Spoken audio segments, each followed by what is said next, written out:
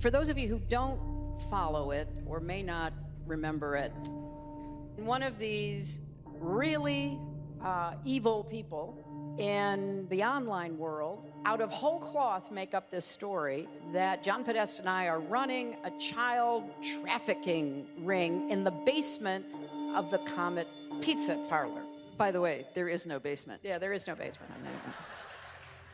But if you migrate that crazy story to Facebook posts, there are people who will believe that, including this very unfortunate young man in North Carolina, believing that he was on a mission because he saw it on Facebook, he saw it in other places online, he saw it in, quote, news outlets, and so he was there on a mission of rescue. People could have gotten killed.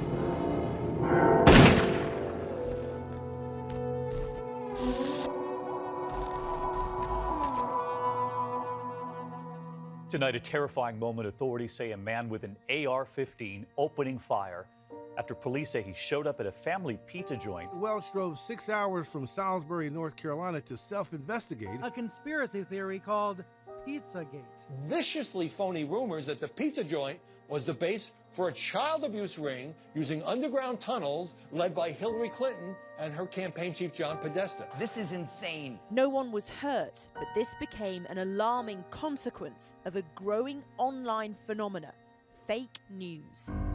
The police say there is no sex trafficking conspiracy, but millions read about it on dozens of websites, including one called Danger and Play.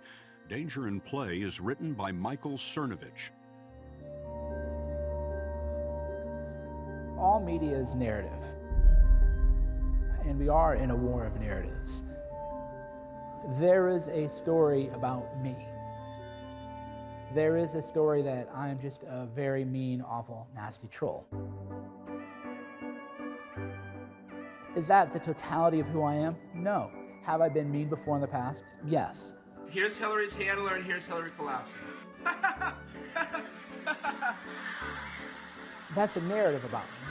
I view it more in terms of sort of pro wrestling. Bill Clinton's a rapist! Bill Clinton's a rapist! And if people are going to view you as the heel or the bad guy, you just have to play up into that role. Assault! They're assaulting me! They're attacking me! And that's what I've done, is I've recognized that people were going to misinterpret me, completely twist my words out of context, in many cases fabricate things, and I can either spend all of my day explaining why that isn't true, or I can just embrace that heel role that you would as a pro wrestler. My name is Mike Cernovich, and I'm a journalist, author, and filmmaker. That's amazing. All right, so yeah, I just texted Scott Adams, which is, hey Scott, my latest film was on fake news, and one area we wanted to cover was the role cognitive bias is playing fake news, as well as your two movies theory. Would you be in for an interview discussing this? So I think Scott will do it. But that would be what we would want to talk to him about. And he's in the Bay Area, right? Yeah, he's in the Bay Area. I am Scott Adams. I'm the creator of the Dilbert comic strip. I'm a trained hypnotist and have studied persuasion for decades. In persuasion, there's a thing called framing. It's how you think about a situation. People can frame things very differently, and skilled persuaders are especially good at it, so it's something I'm trained to do. Whoever gets there first, it's tough to get that out of your head. So going first makes a big difference. I've started doing a lot of live streaming on Periscope, and when there's a big story, I can be live to the world within minutes. I just pick up my phone and I'm live to the world. And the framing that I put on things, I'm quite aware of the fact that because I'm both persuasive by training and I'm first, that my framing is exceptionally sticky. A lot of what we see as fake news is two movies playing on one screen. So if you took a bunch of the people on the right and a bunch of the people on the left and put them in the same theater and said, watch this movie, and when they left, they would come out with completely different ideas of what they had just watched, even though they'd watched exactly the same thing. The director of controversial documentary The Red Pill is in Australia to promote her film, which has sparked protests. It's really quite an experience to have fake news written about you personally, and it's happened to me a number of times, usually in the form of somebody is imagining what's in my dark soul, and they imagine I hate something. Almost always, that's completely off base. Until it happens to you, and you see it repeatedly, you can't really understand how powerful the fake news is, how much it changes, real people's lives, and how widespread it is. Oh, fake news. I don't view you as a subject matter expert on fake news. You're a subject matter expert on you. Yes. And what the media has done with you. And I think people who have been printed in the media a lot can start to identify who is fake news because they know their true story more than anyone, right. And they can see who's not telling the truth. When I was 21, I enlisted my mother as my producer and camerawoman, and we hit the road filming and made our first film, Daddy I Do, which looked at women's rights. And that film was really embraced and supported by Planned Parenthood. They funded a Northwestern screening tour of the film and flew us out, and we did a bunch of screenings and had dinner parties, and it was wonderful, and it was really supported in feminist circles. So we had a lot of success, and everyone was saying that I had a bright future as a filmmaker because of that film. And then my second big feature film was about LGBT rights. And then I made a slew of short films mostly about women's issues. And that was kind of my brand. That was my reputation. And I had a lot of support in that. So Act 1, Cassie J goes to Hollywood. Act 2, everybody loves Cassie. Let's go to Act 3. Okay. A controversial documentary on the men's rights movement has had screenings in Melbourne cancelled after a petition claimed the film was misogynistic propaganda. Misogynist propaganda, anti-women. It is absolutely a propaganda film. It has made up its mind. Her name is Cassie J, and she's made a lot of people very, very angry. You don't really question their views in the film. Did you see the film? Why didn't you ask him about that? I did ask them about that. I mean, aren't generalisations like that dangerous? Because your publicist wouldn't send us the full thing. I sent you the screener link actually to the full film. She doesn't actually do the research. But many of the film's backers are MRAs. About men here. This is just a conversation where we want to talk about men and boys problems for just 5 minutes. All right, Cassie, we're out of time. We'll have to leave it there, but thank you very much for joining us. Initially, I thought I was going to be making a film exposing men's rights activists as misogynists, rape apologists, women haters, trying to turn back the clock on women's rights.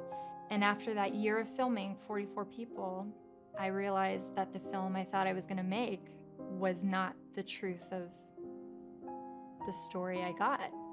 I didn't change my views on gender equality. I actually expanded my views on gender equality, that we should consider men in the equation. But they wanted to make it seem like I was against women's rights.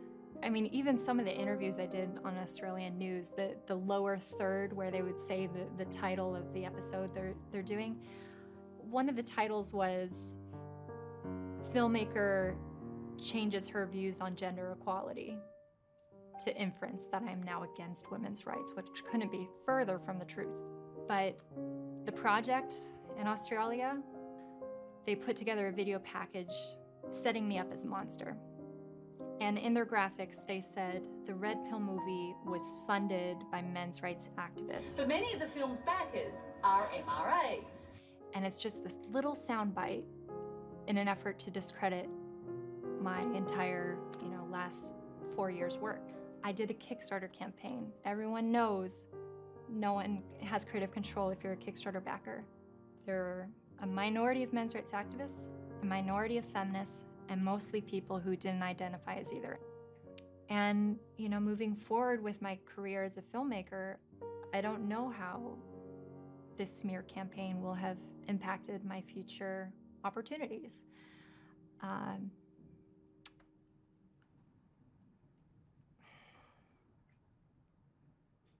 When I started to see the media going after me personally, like on the direct attack, trying to take down my credibility and my reputation. I felt cheated and lied to for my entire previous life before I became this public figure with the smear campaign. I feel like, how can I have trusted anything they've ever said about all these other people who I've seen smeared in the media before, and I believed what the mainstream media said about them. First tonight, our report on the incendiary radio host, Alex Jones. He's known for promoting wild conspiracy theories. Over the years, his YouTube channel has racked up 1.3 billion views. He has millions of listeners and the ear of our current president. Your reputation's amazing. I will not let you down. You will be impressed, I hope. According to his own counsel, he is playing a character. But the idea that Jones doesn't necessarily believe everything he says may take some of his fans by surprise. He produces this show from his basement. Broadcasting worldwide, I'm your host, Alex Jones. So what is the state of our world today? The quickening, the intensification, the insanity, the wars. Why is Alex Jones in a movie about fake news? In fact, I bet when this film comes out, they're going to have reviews saying, ha ha, look at the filmmakers. To cover fake news, they talk to the king of fake news. Wait a minute. Even if that was true, you'd want to talk to the king of fake news. Mike Cernovich is here with some amazing established filmmakers putting out this big film, Hoaxed, dealing with mainstream media and fraud. And they asked me the question, are you an actor? When I engage in satire or acting, it's a joke when I say the things. I'm going to go say some horrible things on air right now to illustrate how the globalists are sick freaks. It doesn't mean I actually believe the things I'm about to say. This thing's really tight on the eyes. So get ready. This is Alex Jones. This is Alex Jones being an actor. Let's go. You'll never defeat the human spirit. I'm liberal. I apologize. Jesus, forgive me. 1776 will commence again if you try to take our firearms. We're such self-centered crap that we don't even notice hell itself rising up. I don't like them putting chemicals in the water that turn the friggin' frogs gay. I've got the fire of human liberty. I'm setting fires everywhere. Kids, Magellan's a lot cooler than Justin Bieber. It doesn't bother me once you do it, whatever. I just, if you guys want to put it out, just make sure, if you do put it out, just make sure that people know I had a pulled muscle. It just looks like I'm a crazy person, which I am kind of crazy already, but let me just start over. Here we go. I wear many hats, but 99% of the time, I'm a father, I'm a patriot who wants to simply research the facts so we can live in a better world. And that's why, since the time I was 21 years old, I've been on air, because I've known there's been a war on for our minds. The victory will be an endorsement of a philosophy. Sir, shouldn't we abolish the CFR? That's the real reality that none of you will talk about, and most of you are members. And I'm being drug out. Laugh at it. We need whistleblowers, and we need whistleblowers who aren't afraid of being smeared. Courageous people that are willing to step into the limelight and take the tomatoes being thrown at them. My entire career, it's been about putting myself out there to take the hit first, to draw the enemy out so that more people wake up to the larger picture. I knew Megyn Kelly was coming here to destroy me. I knew she was coming here to do the ultimate hit piece. And so I understood that I had to basically take her attack on so that I could use it as a way to educate my listeners and viewers on the anatomy of a hit piece. I think why smear campaigns happen to people like me is to send a warning to other people to not go off the reservation and do something like what I did. A warning to don't do that, or we're gonna do to you what we did to her. Because when you're one of the main subjects that's been chosen to be destroyed, because they know that what I promote really does symbolize basic American values, if they can destroy that, they think they can really hurt their real enemy, that's the American people. We got to take this guy out. Why do you got to take me out? Because I'm not part of the permanent political class. You got to take me out because I'm a business executive and I can smell the rotting cadaver of Washington that sits in the basement of the American public and the American community. And I'm ready to help the American people remove the cadaver from the basement. You see, the way I was getting hit One of my buddies said to me, "You're getting hit like that because you can articulate the president's strategy." I'm on BBC Newswatch, and I'm being interviewed by Emily, and it's a live presentation. I've got the White House behind me, and we're talking. It's over. I shake her hand. I'm walking to my office in the West Wing. My cell phone's ringing. I pick up the cell phone. I'm not going to tell you who it was, but it was a person in Republican opposition research for 30 years. They said, "Ant, you're in a lot of trouble. You had great verbal dexterity on BBC Newswatch," and they're now saying, "My God, this guy might be able to have tea with the Queen." And I've gotten 4 or 5 calls on you since you finished that interview saying, "What do you got on this guy?" They got to find something on me. I sort of feel bad for them because they figured I'm Italian and I got 28 years on Wall Street. I had to do something dishonest. So they spent 7 months like ripping through my financial records and background. Couldn't find anything. So they got me on 3 curse words. Leak thing and see if I can block these people the way I blocked Scaramucci for 6 months. They treated it like it was I poured hot water on a newborn baby. We had hundreds of TV networks and newspapers call us in the month before Megyn Kelly called, and I'd refused all the interviews because I knew that there was basically a bounty out to do a huge deceptive hit piece on myself. And so when I heard that Megyn Kelly was calling up my producer, being sicky sweet, saying, "Oh, here's my cell phone number, please call me personally. I'm really into Alex, he's really cool." That right there was a giant red flag. And as soon as I call her, boom, she wants to go out to dinner with me. She's obsessed with me. She thinks I'm really handsome. She thinks men that have a little pot belly like me are sexy, that the best men look like me. These are exact things she said. So I got my other phone and started recording it on speakerphone.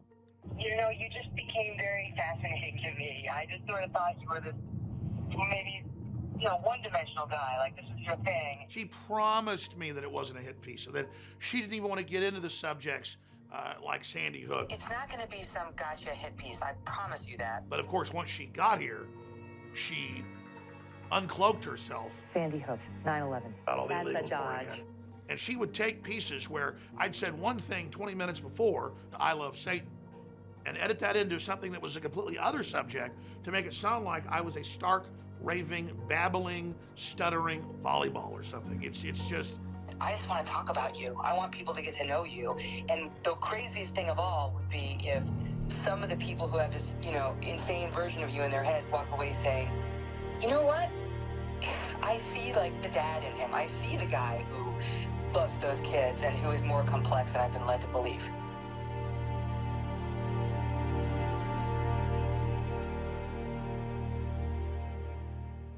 So the media, and especially the fake news, can ruin lives fairly easily. I've had quite a bit of fake news lobbed at me. What was the fake news? Well, the fake news was that I'd said negative things about women, which if you saw them in context, you would understand that they weren't. But out of context, whoa, they sounded terrible. If I thought somebody actually thought the things that people said I thought, I would not like that person. And if you think somebody's evil, whatever comes out of their mouth is going to sound pretty evil. And if you think that person is on your side, even if they say something that sounds a little bit evil, you're going to say, that's Bob. He doesn't mean that. So we imagine we can see what's in the soul of other people. It's the most classic mistake you could make. You're not good at peering into souls. You just think you are. Everybody thinks they're good at it. Everybody's wrong. We're all terrible at it. And weirdly, we imagine that these normal people who would be our friends in any other context are actually like monsters on the inside. And it's pretty rare that anybody is actually a monster on the inside. This is the spot where it was first seen. Where did it come from? What is it? They're bringing crime. They're rapists.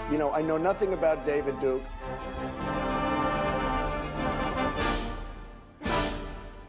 It's end of the world every day. 24-hour Trump horror fest.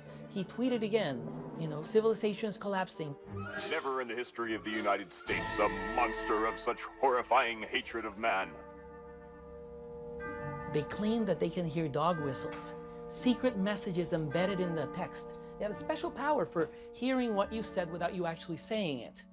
we can disagree with some or several of Trump's policies. I'm not here to talk about politics. I'm talking about what he said and how it compares to what the media literally portrayed him as saying. When Donald Trump kicked off his presidential campaign at Trump Tower, he goes down the escalator and he gives a speech in which he says, all Mexicans are rapists. This isn't just a general impression. I mean, this is something that was said repeatedly on CNN, Time Magazine, CBS, Washington Post, Politico, Huffington Post.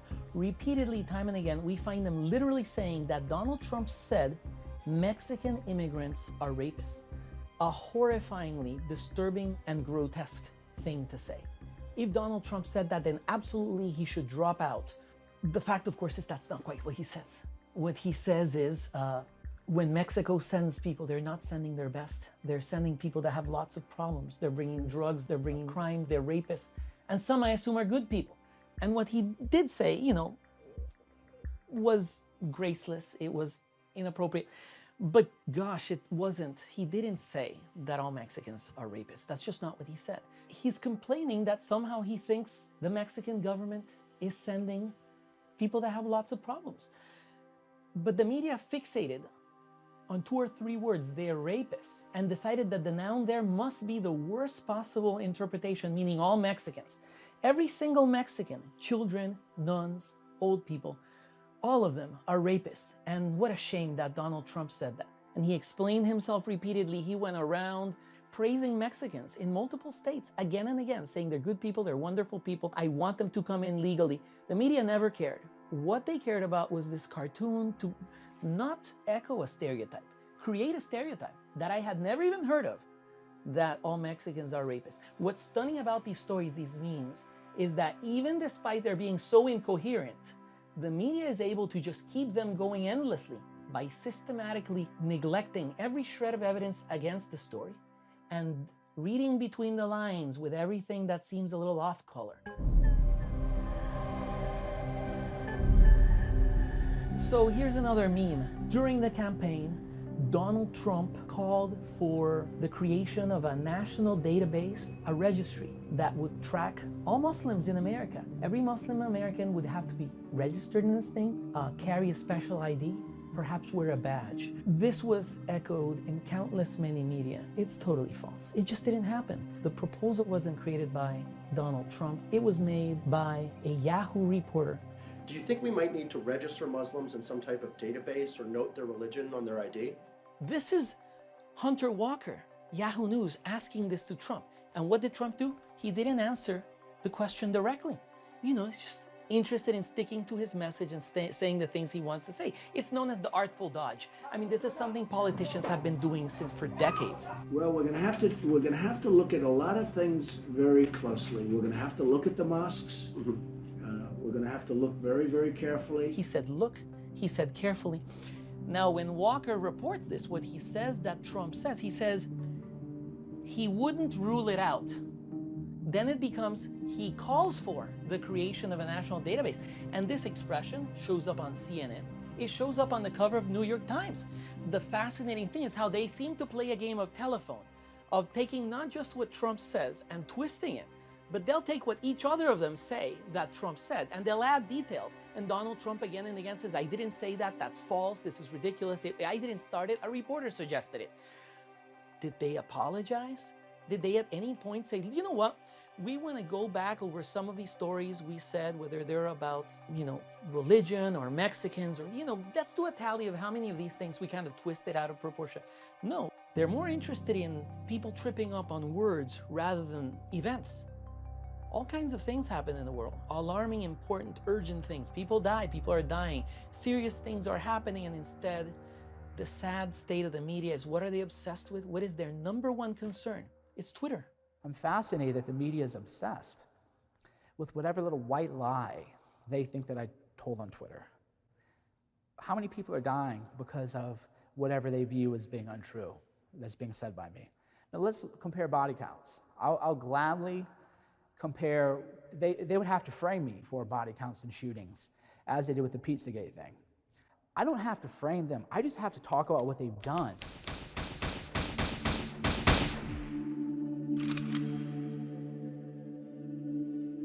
I measure things in terms of head count. The biggest head count for fake news is communism as a whole. Reasonable estimates are close to 100 million dead just in the 20th century from communism alone.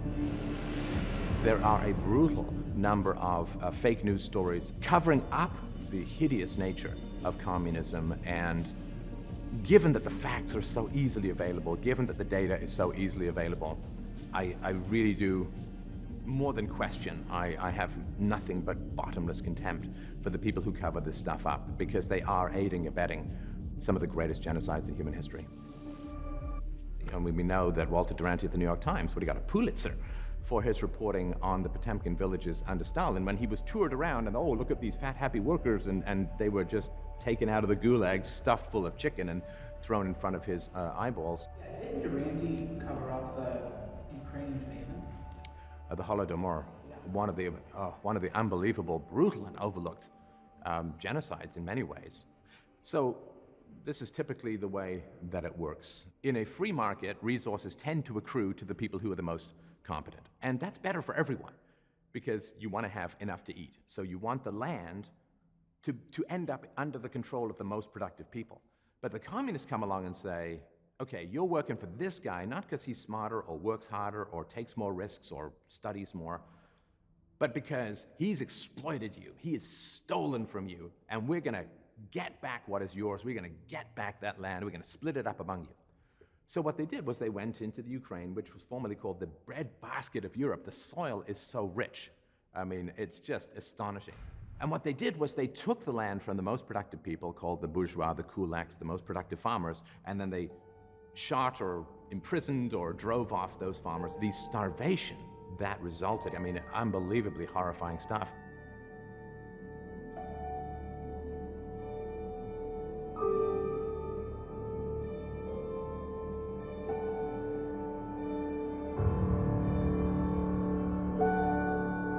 And this was all covered up. The reports were coming out, just as the reports were coming out about the Holocaust. The reports were coming out, but they did not examine it as much as they should have, and millions of people starved to death as a result. And that helped stretch out the communist regime for another couple of decades, and it helped to spread the communist regime to other places in the world, North Korea, Cambodia, China. You know, there was a time when almost a third of the planet was under communist dictatorship. That had a lot to do with the intellectuals who came across and spewed the propaganda that they were fed. And they were happy to do it because they wanted to save the system, not deal with the facts.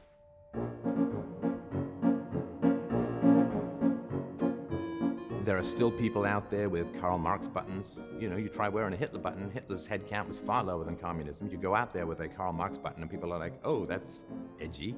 Or, you know, get your Che Guevara t-shirt and this proselytizing and pumping up of communism that happens. I mean, we see this recently.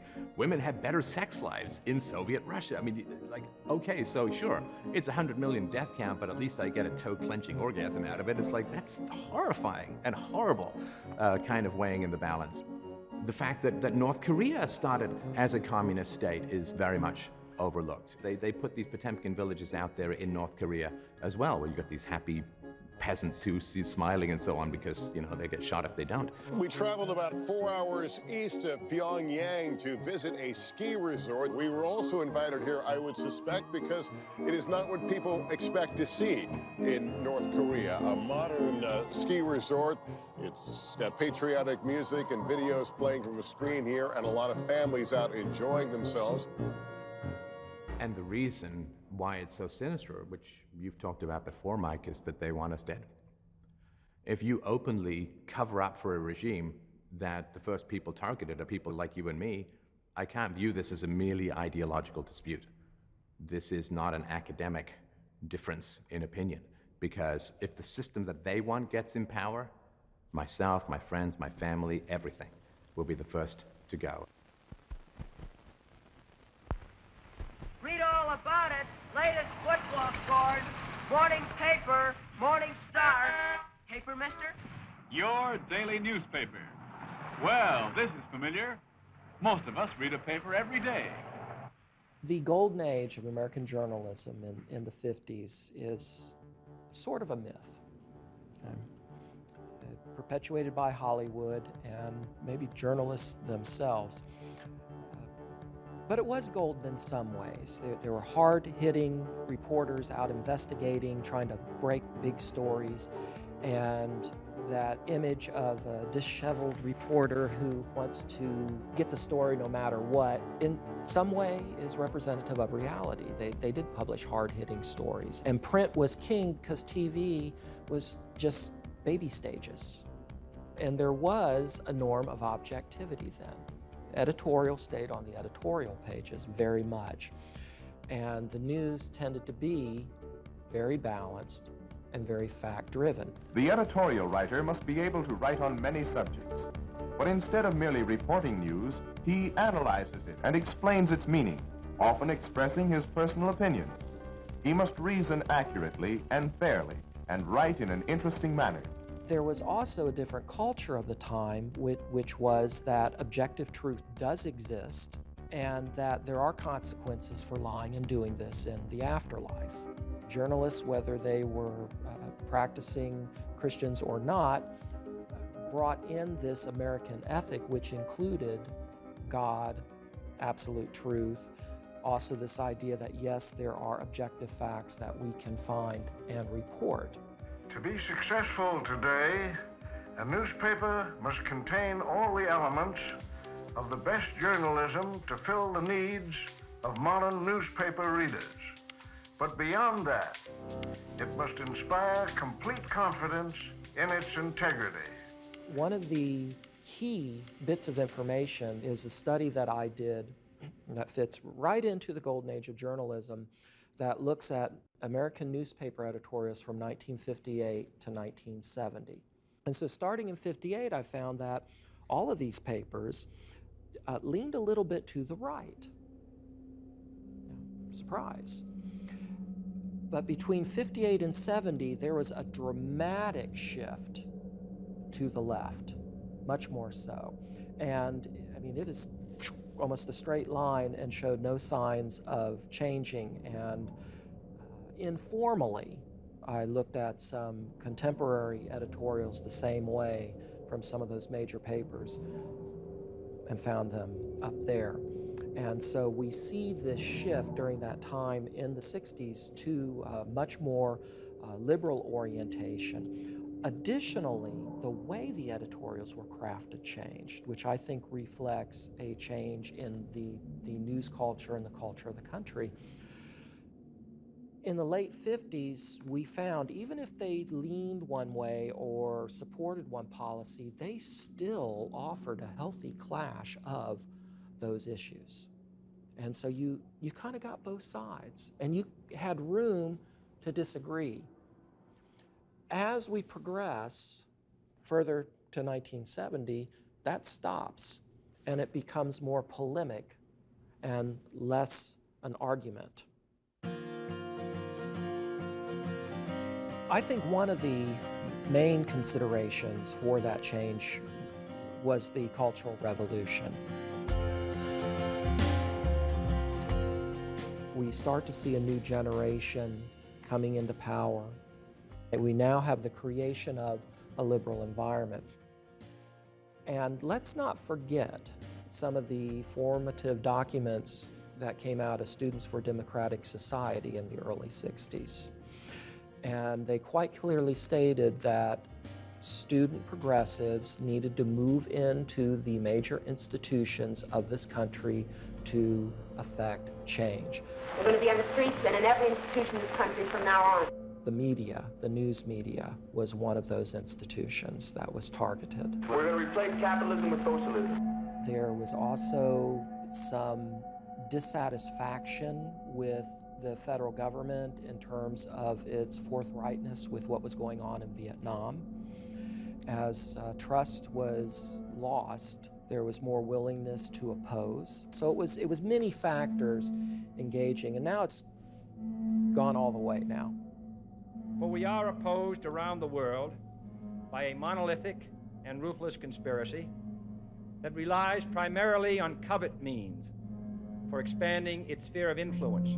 We have been compelled to create a permanent armaments industry of vast proportions. It is a system which has conscripted vast human and material resources into the building of a tightly knit, highly efficient machine that combines military, diplomatic, intelligence, economic, scientific, and political operations. We must guard against the acquisition of unwarranted influence, whether sought or unsought, by the military-industrial complex. Its preparations are concealed, not published. Its mistakes are buried, not headlined. Its dissenters are silenced, not praised. Only an alert and knowledgeable citizenry can compel the proper meshing of the huge industrial and military machinery of defense with our peaceful methods and goals. And so it is to the printing press, to the recorder of man's deeds, that we look for strength and assistance, confident that with your help, man will be what he was born to be, free and independent.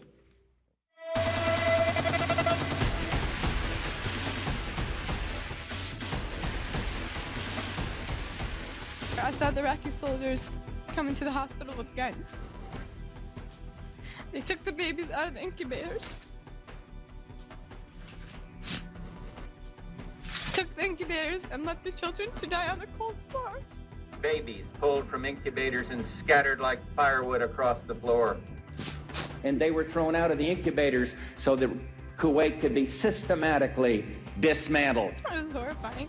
This war may be beginning right now. 2 hours ago, Allied air forces began an attack on military targets in Iraq and Kuwait. The inevitable has happened. A woman testified before Congress that Iraqi soldiers had gone into the nursery of a Kuwaiti hospital and they were taking babies and lifting them out of the incubators and throwing them onto the ground, smashing them. This is a horrific visual. And public sentiment was against the first war in Iraq until that very important testimony was spread far and wide. Well, as it turns out, she was actually the daughter of one of the crown princes of Kuwait. It was a completely fabricated story that had been orchestrated by a major PR firm. They had spent millions of dollars on it, and it was completely fake. But the media would incredulously spread that. They give amplification to a message that they like. And then if that message turns out to be false, they say, well, all we do is report the news. No, you chose to report that, though. You chose to amplify that. You chose to splice that clip and air it nonstop. Fool me once. Shame on you. Every statement I make today is backed up by sources, solid sources. You fool me, we can't get fooled again. So the second war in Iraq was also based on a lie promulgated by the New York Times. Iraq has made several attempts to buy high-strength aluminum tubes used to enrich uranium for a nuclear weapon. The kinds of tubes that are necessary to build a centrifuge. First of all, the New York Times was not alone. Almost every paper in the country was reporting this, and network. There was a consensus.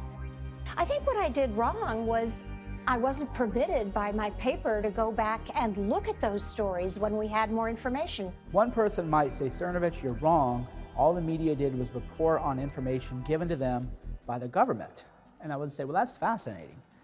You must think that I don't have a very good memory, because when I read Twitter today, and I read the paper today, they say you can't trust Trump. He's such a liar. You can't trust the government. Our job as journalists is to fight against the government. I see that every day.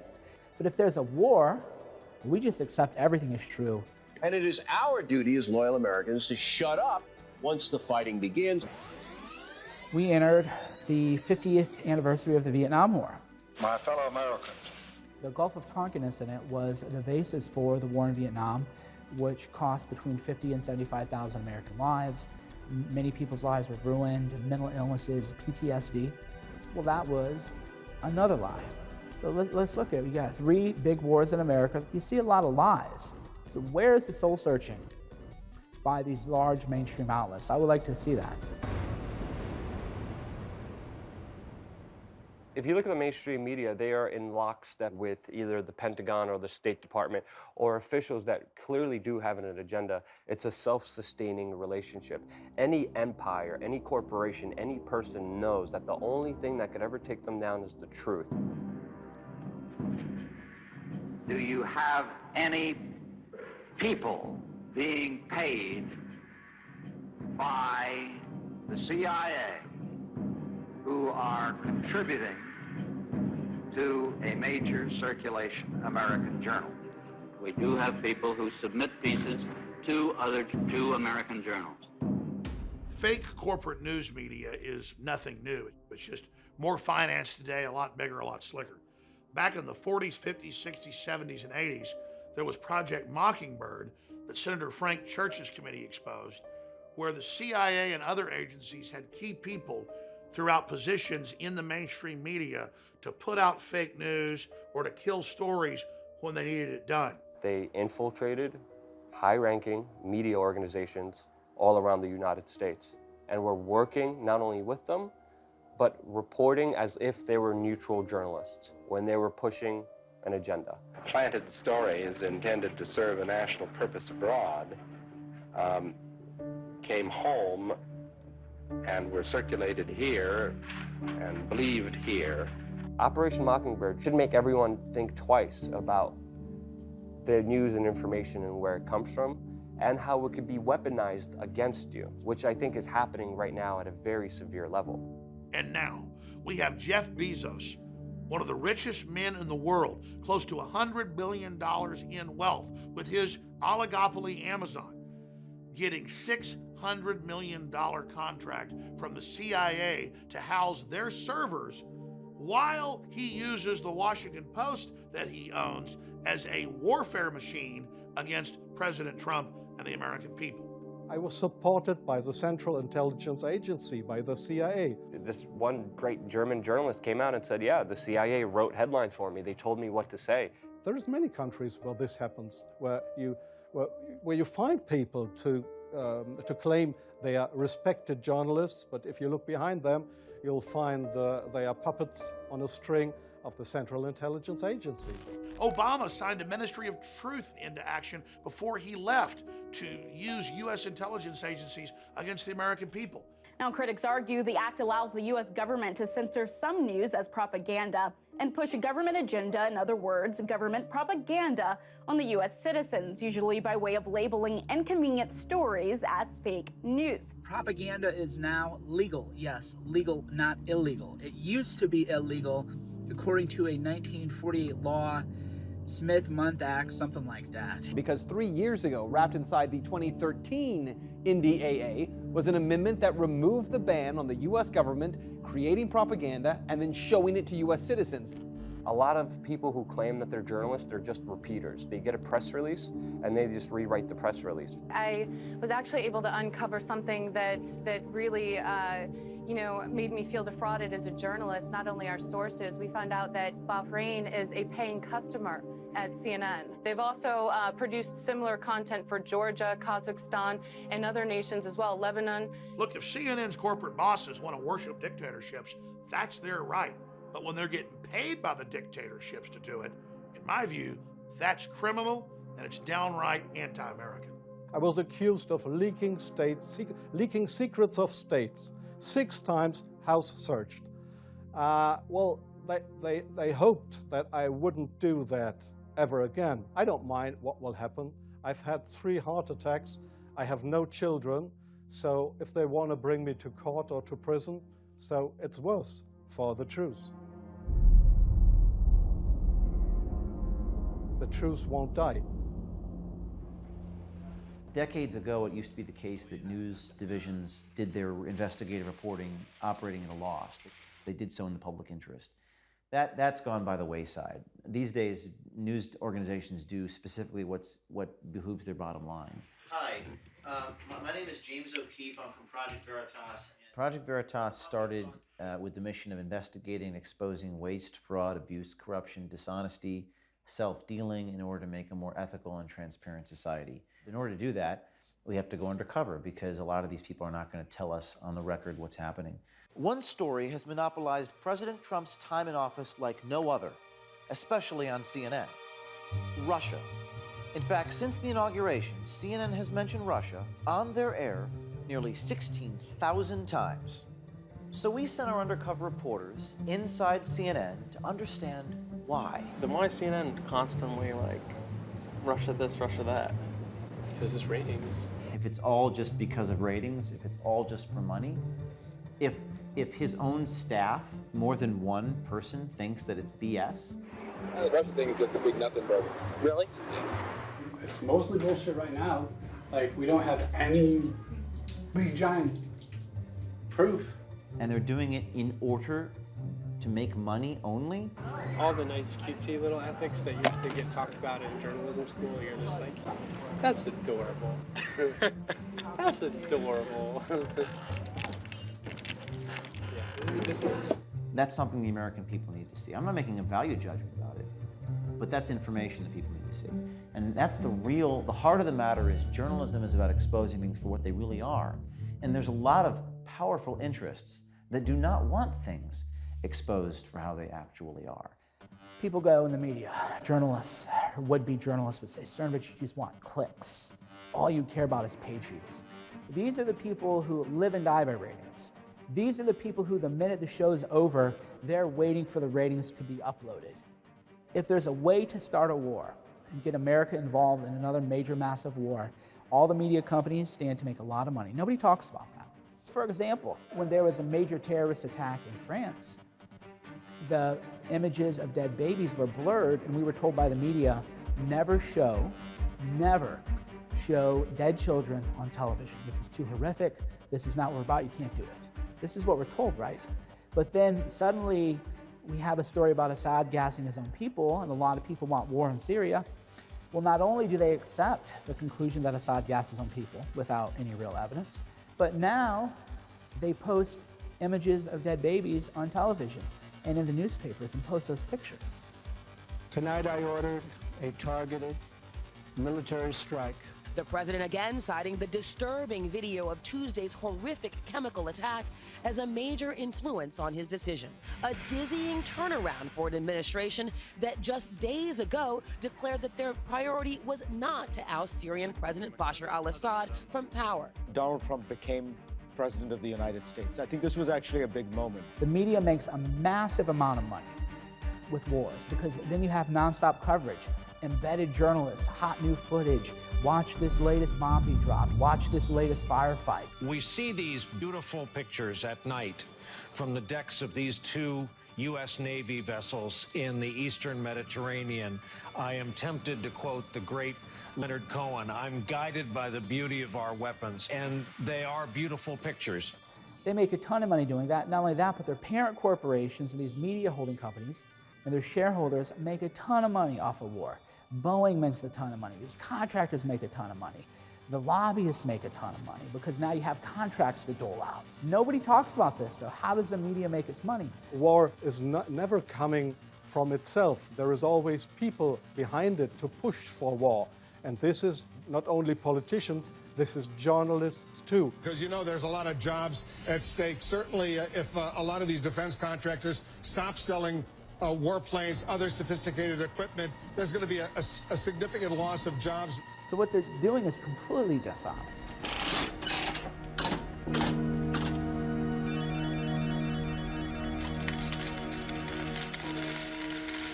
This is beyond a hoax. This is a giant organized fraud. The news is not the news. The news is propaganda.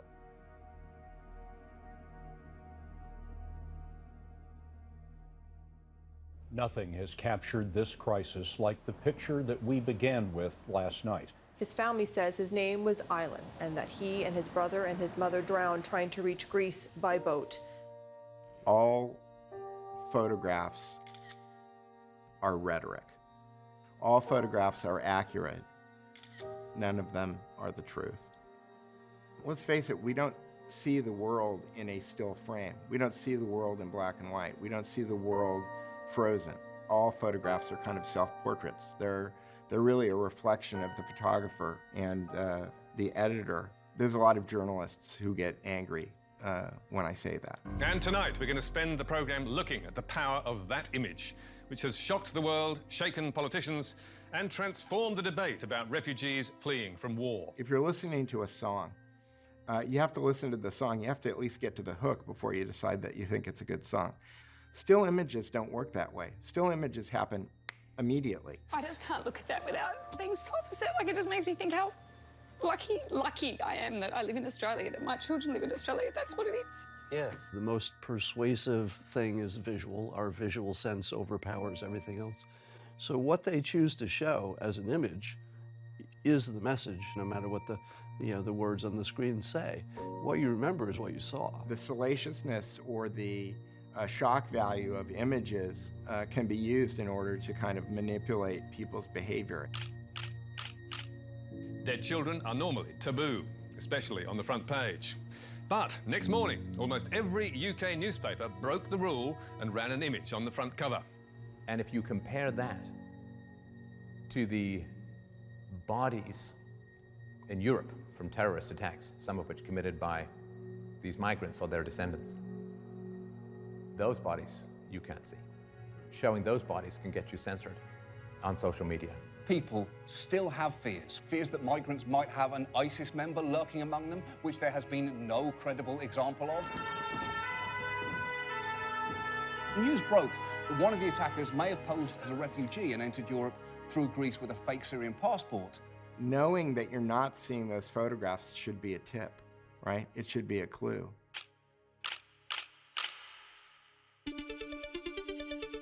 So I'd always sensed that the news, there was a lot of fake news. I'd always sensed it, but I lived it and I was completely behind the scenes. What happened, what brought me into journalism, is there was a big thing going on in Budapest, Hungary with migrants. The media was saying the Hungarian people are just beating up these migrants and they're abusing them. This is so terrible. So I happened to be over in Budapest. So I just said I was going to be in Hungary through my blog. And I started getting emails from people. I see you're going to be in Hungary. I actually live here. And then I decided to have a meetup through my blog because they said, oh yeah, the media's like totally lying about this. We'll show you what's really going on.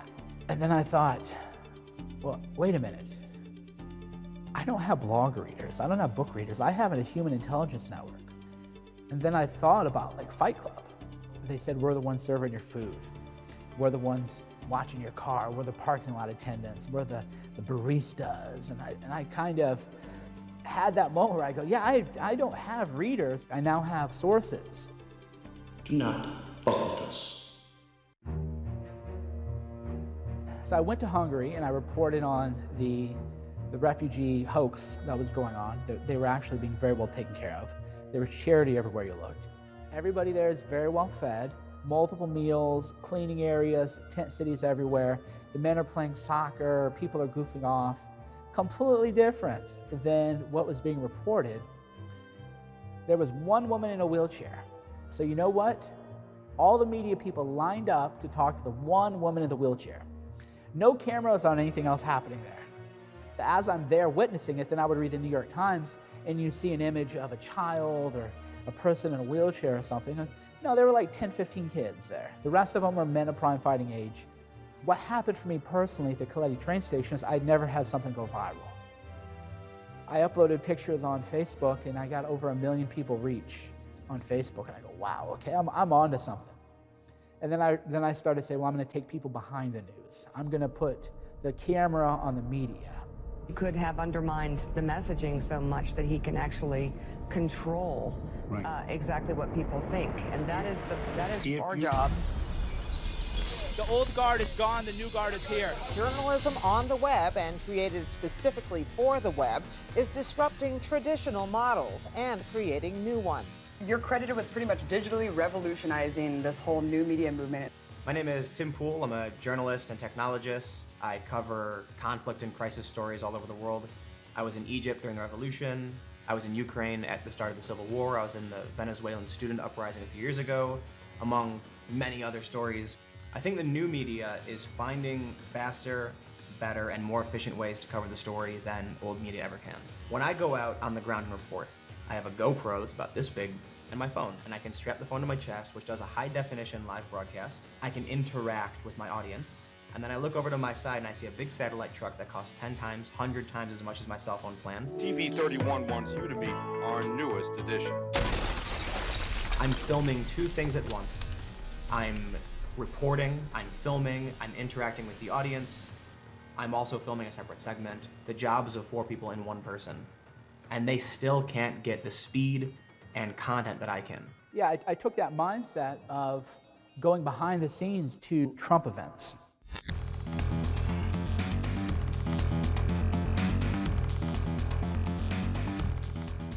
Not to the rallies, which I found quite boring, but to what was happening outside, and it was carnage.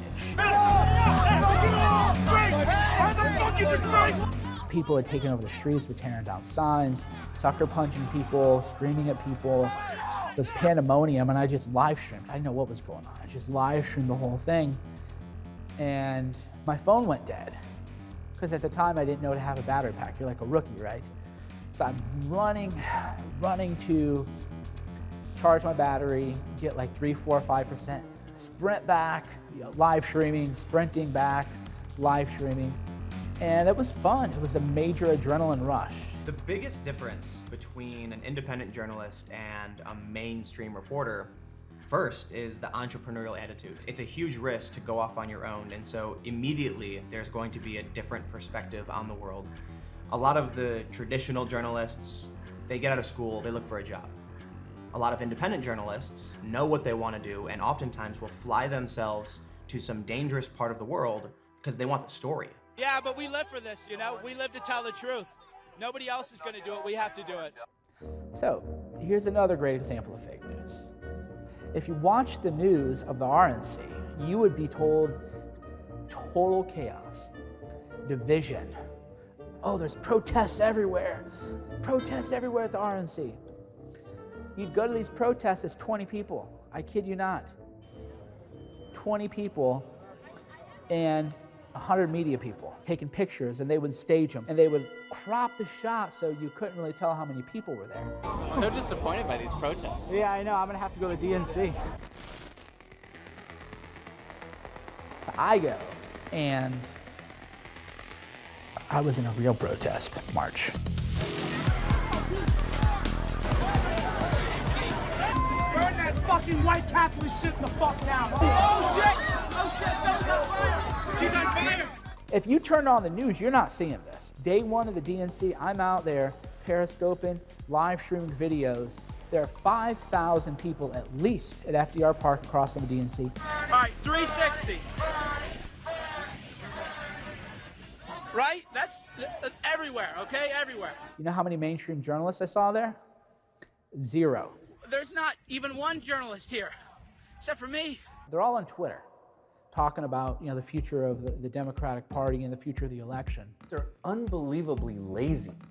You know, being a right-winger in New York City, I'm drowned in the opposition. And you learn to enjoy conflict, you learn to enjoy arguing, and I think it makes you a more complete person. And we wonder why the media has become... These people don't leave their desks, and this is true of the right and the left. They'll sit there and they'll Google and they'll talk about a backlash, and you'll go check the evidence of this backlash and you realize it's just tweets. There's no more Watergate from the beat reporter talking to people on the street because he just uses Google. These kids now are turning to themselves for information. They're their own journalists. And that's what's so exciting about this time is someone like James O'Keefe can come along with an undercover camera and totally blow up the New York Times, fake voting, all of this stuff by going out there and just doing it themselves. So the biggest rub on me is that I'm not a journalist. That's what they will say. James O'Keefe is not a journalist. Whatever they want to call us, it doesn't matter. What matters is the thing that you are producing. I'd like to get a comment as soon as possible. Okay. Is that the name? James O'Keefe. Can I put you on hold really quick? Yeah, thanks. This is the oh shit moment. Journalism is not just an identity, it's an activity. It is what you do, and you judge people based on what they produce. Basically, everyone is a journalist. But here you have actual grassroots activism, and there's no media. So you go to the DNC, you see this massive protest, real protest, not like this bullshit, the RNC, which the media hyped up. Real protesters, and they're Democrats, and they're being kept out by this big cage. It's like we're the criminals, but not her. And they're all talking about how they hate Hillary, they're not going to vote for her, they're not going to do anything for Hillary Clinton because they thought the primary was rigged. And there's no mainstream coverage of this at all. They're chanting WikiLeaks. What do you think about the WikiLeaks? Okay. Yeah, that's the last straw. That is the proof of what we've all expected that they've been doing. WikiLeaks released thousands of emails from the DNC appearing to show favoritism towards Hillary Clinton. CNN can't verify the authenticity of those emails, but they suggest that Bernie Sanders may have been right. The primary system was rigged against him. WikiLeaks offered a window into the world that most people would have never had.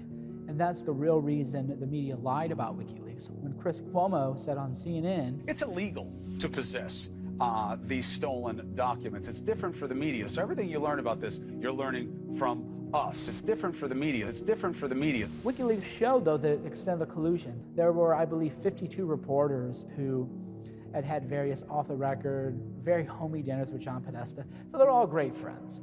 Glenn Thrush, who was then at Politico and now at the New York Times, emailed John Podesta and said, I'm such a hack that I'm going to send you the part of the article that pertains to you before it's released. What they were doing is they're giving the other side a head start. Hey, we're about to drop this hit piece on you tomorrow. Get your talking points locked and loaded tonight. It's amazingly valuable. Not only did he not get punished, he is now the White House correspondent at the New York Times.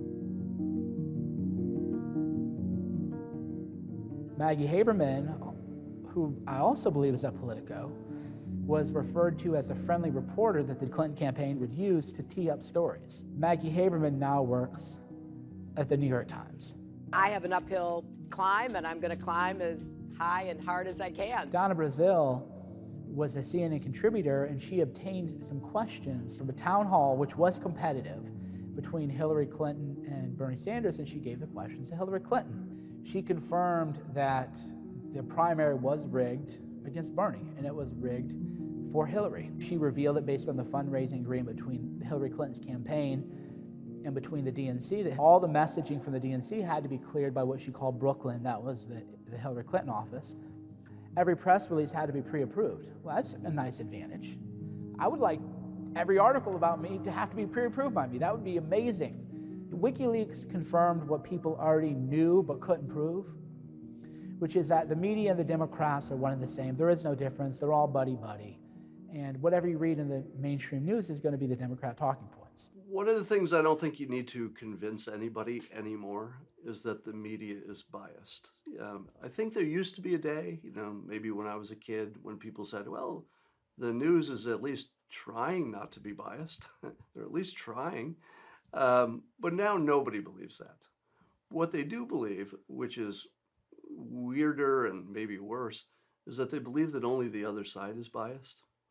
And that's a tough one to crack. A lot of people will look at me and they'll say, Lauren, you've obviously got a bias. Yeah, everyone has a bias. I'm just honest about it. I will tell you, yeah, I'm coming from a right-wing point of view. That's my feelings inside. I am right-wing, so I'm going to explain that to you and tell you to go look and read other journalism as well. It doesn't matter if you are one political side or the other. It matters, are you going to tell the truth about what happened?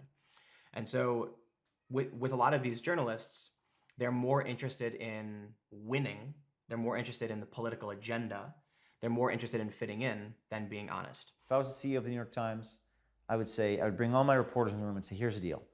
If you have an opinion and it gets injected into your article, then state that to the public. The issue with the mainstream media is they tell you, I'm neutral. I'm coming from a position that's totally impartial. President Obama is the most noble man who has ever lived in the White House. The Manchurian candidate couldn't destroy us faster than Barack Obama. It's illegal to possess these stolen documents. The most trusted name in news. It's ridiculous. You have media that's literally colluding during the debates that are leaking questions and still pretending to be impartial media. Everyone has a bias. It's just some people are going to be honest about it and some people aren't. And new media, independent media, are honest about it. What I learned at the DNC, not only about the media being fake and how they would construct a fake narrative in real time, But I did see how the Democrats and the media were covering up the whole Bernie Sanders thing. And I said, there's no way in the world Hillary Clinton's going to win. So people, of course, call me all year, you're an idiot, you're a conspiracy theorist, you don't know anything, you're not an expert, blah. And I was like, well, that's because you're watching the news.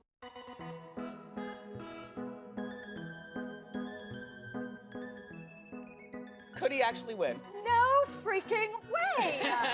And which Republican candidate has the best chance of winning the general election? Of the declared ones, right now, Donald Trump. We have Hillary's about a 75 or an 80% favorite. We have different versions of the forecast. 89% for Hillary Clinton. Hillary Clinton has a 100% chance of winning. The presidential race is over. The state of the race at the presidential level is virtually over. Oklahoma, Tennessee, Mississippi, South Carolina. Pretty dramatic change in your forecast now. We're in a weird situation right now. And CNN projects Donald Trump will carry the state of Florida. Ohio will go to Donald Trump. Donald Trump has won the state of Pennsylvania. That is the race. Donald Trump wins the presidency. Well, America is crying tonight. Everybody is crying. How do we explain how this is possible? How did this happen? Since Election Day, questions have been raised about the role that false news stories distributed online played in the final result. There's been a lot of talk lately about Fake news. fake news, hoax sites, and hyper-partisan blogs That are spread further on social media platforms. As long as on social media people start believing it. Real-world political implications. Real-world consequences. A threat to democracy. Journalists are overplaying the fake news stories to demonize people you don't agree with. In this last election, the nation was assaulted by imposters masquerading as reporters. Michael Cernovich, a Southern California lawyer, has become a magnet for readers with a taste for stories with no basis in fact. Yeah, 60 Minutes wanted to do an interview with me because they were doing a big segment on fake news, and they wanted to make me out to be fake news. It was a complete setup. God bless them. Cernovich's website is just one of hundreds publishing nonsense on the right and on the left. So intelligent people who are familiar with my body of work understand what I do and why I do it, and it's very meta. The first thing that Machiavelli would tell a prince to do would be to write a book denouncing the prince. And so I think it's interesting, to have someone like Mike doing a documentary about fake news, because it's owning a term that has been directed at him and people like him. These news stories are fakes. They're definitely not fake. They're lies. They're not lie at all. One of the reasons that someone like Mike, I think, aggravates journalists so much is that he's sort of like a carnival mirror. Hillary Clinton has Parkinson's disease, physician confirms. You don't think that's misleading? No. He's projecting back at them what they do and almost all their, but to an absurd and almost offensive level. Hillary is a zombie. What do you guys think? You want to do a hashtag? What do you think of zombie Hillary?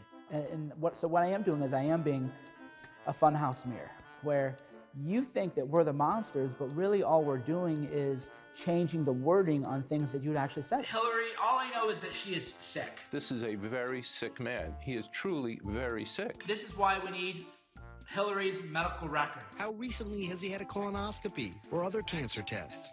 John McCain's health was a big issue. The media was all covering it. Is John McCain healthy?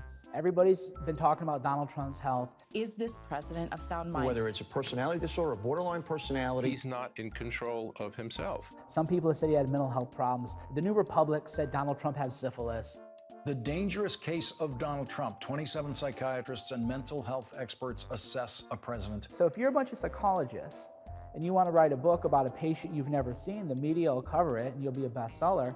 The book includes and validates some of the general news media's speculation about Donald Trump's mental capacity. With Hillary's health, I had a doctor who had never seen her, and they remind me of that. Well, he never treated her. That story was sourced to an anesthesiologist who never met Clinton. What is your take of all the doctors and clinicians all across the country who have said that in this president they see symptoms of this, that, and the other? The duty to warn outweighs that the consideration that would normally apply, which is I'm not going to offer a public diagnosis of a person I have not met.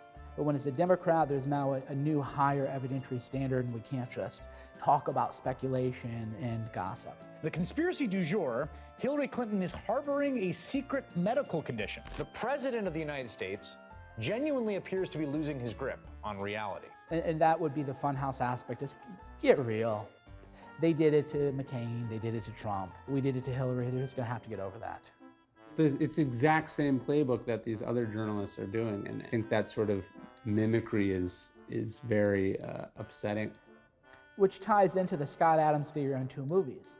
If you're Scott Pelley, you're watching a movie where anybody who claims that Hillary Clinton had Parkinson's is a complete and total conspiracy theorist. If you're anybody else in America, you're watching a movie where you see a very sick person having coughing fits, having so-called allergies, falling down multiple times, and then having a major seizure on 9/11, and you're thinking, they're calling Cernovich out for the Hillary's health thing? She had a seizure and froze up walking into her motorcade. Well, she had pneumonia. I mean, how do you know? Who told you that? Well, the campaign told us that. Why would you trust a campaign? The point is, the camera didn't show that, but he actually dropped his glasses. He was so freaked out because they're not used to somebody coming after them. The whole power dynamic of I'm the media and I'm Scott Pelley and I'm 60 Minutes and we're just going to interrogate you and you're going to give us what you want, that doesn't even enter my mind. I'm thinking, how is this going to look when I edit that clip and make memes and make viral videos? Disingenuous sort of online posturing. It might feel harmless. This might feel no different than creating, lolcat memes. But these memes have real consequences in the real world for real people. This idea of fake news is sort of a misnomer because fake news creates real opinions, which creates real actions. And then we live with the real consequences of that, right? No amount of reporting makes Pizzagate real, but the bullet that goes through that pizza shop is very real and could have killed someone. Pizzagate actually comes from the WikiLeaks release of hacked emails from Clinton campaign chairman John Podesta. And it was from those emails that the claims that John Podesta may be part of a child sex trafficking ring come from. Whenever the media talks about Pizzagate, don't just look at what they bring up, look at what they don't bring up. The Pizzagate, as it's now called, conspiracy theory, actually originated in a Podesta email that's quite weird and to this day is perplexing, where somebody told John Podesta, he left a handkerchief on the counter. There's a map on there, something pizza related. Who cares a handkerchief? Throw a handkerchief away. You're gonna FedEx somebody a handkerchief that's so bizarre. And then who writes a map on a handkerchief? And then the map is something pizza related? That's bizarre. That's code word for something. Could be codes for drugs. I don't know, but nobody in the media ever said, hey dude, why would you have a handkerchief with a map on it that's pizza related, and why would anybody think it's important enough to send to you? Users of the anonymous online message board 4chan, known for rogue political discussion, suggested without any proof whatsoever that the word pizza was code for child sex trafficking at the restaurant. The conspiracy theory quickly spread to Reddit and YouTube, feeding fake online news stories, then jumping to Facebook and Twitter. People on 4chan and 8chan, they just post and they say, guys, like, look at this, what the hell is this? And then they just start connecting the dots, and it's all public record. It's all out there in the public domain, and all they're doing is connecting the dots that the media, wouldn't touch. And the media wants you to believe that you can't look at this stuff and say, yeah, this is really weird. This is really fucking weird. The amazing thing about Pizzagate is that if you start looking into the evidence for it, it's really compelling, meaning that it's hard to imagine that all of that evidence doesn't mean what the Pizzagate conspiracy thought it meant, right? But it's also classic confirmation bias. Yeah, there's another piece of evidence for my side. Yeah, there's another one. Even though other people could look at it and just say, what the hell are you talking about? I don't see it. The Pizzagate narrative, as least as concerning Mr. Alefantis and Comet Ping Pong, we have subsequently determined was based upon what we now believe was an incorrect narrative. We apologize to the extent our commentaries could be considered as negative statements about Mr. Alefantis or Comet Ping Pong. We encourage you to hold us accountable because we improve when you do. These, they call themselves Pizzagate researchers, which I never was. They have video after video analyzing everything. And somehow it became about a pizza parlor. The Comet Pizza shooting, by the way, is a very sad thing. And the shooter had no connection to me, had never read my stuff. The fake news media has claimed that I propagated it and spread it and everything. But they can never find me blaming that pizza parlor for anything. They can never find me blaming the owner of that pizza parlor for anything.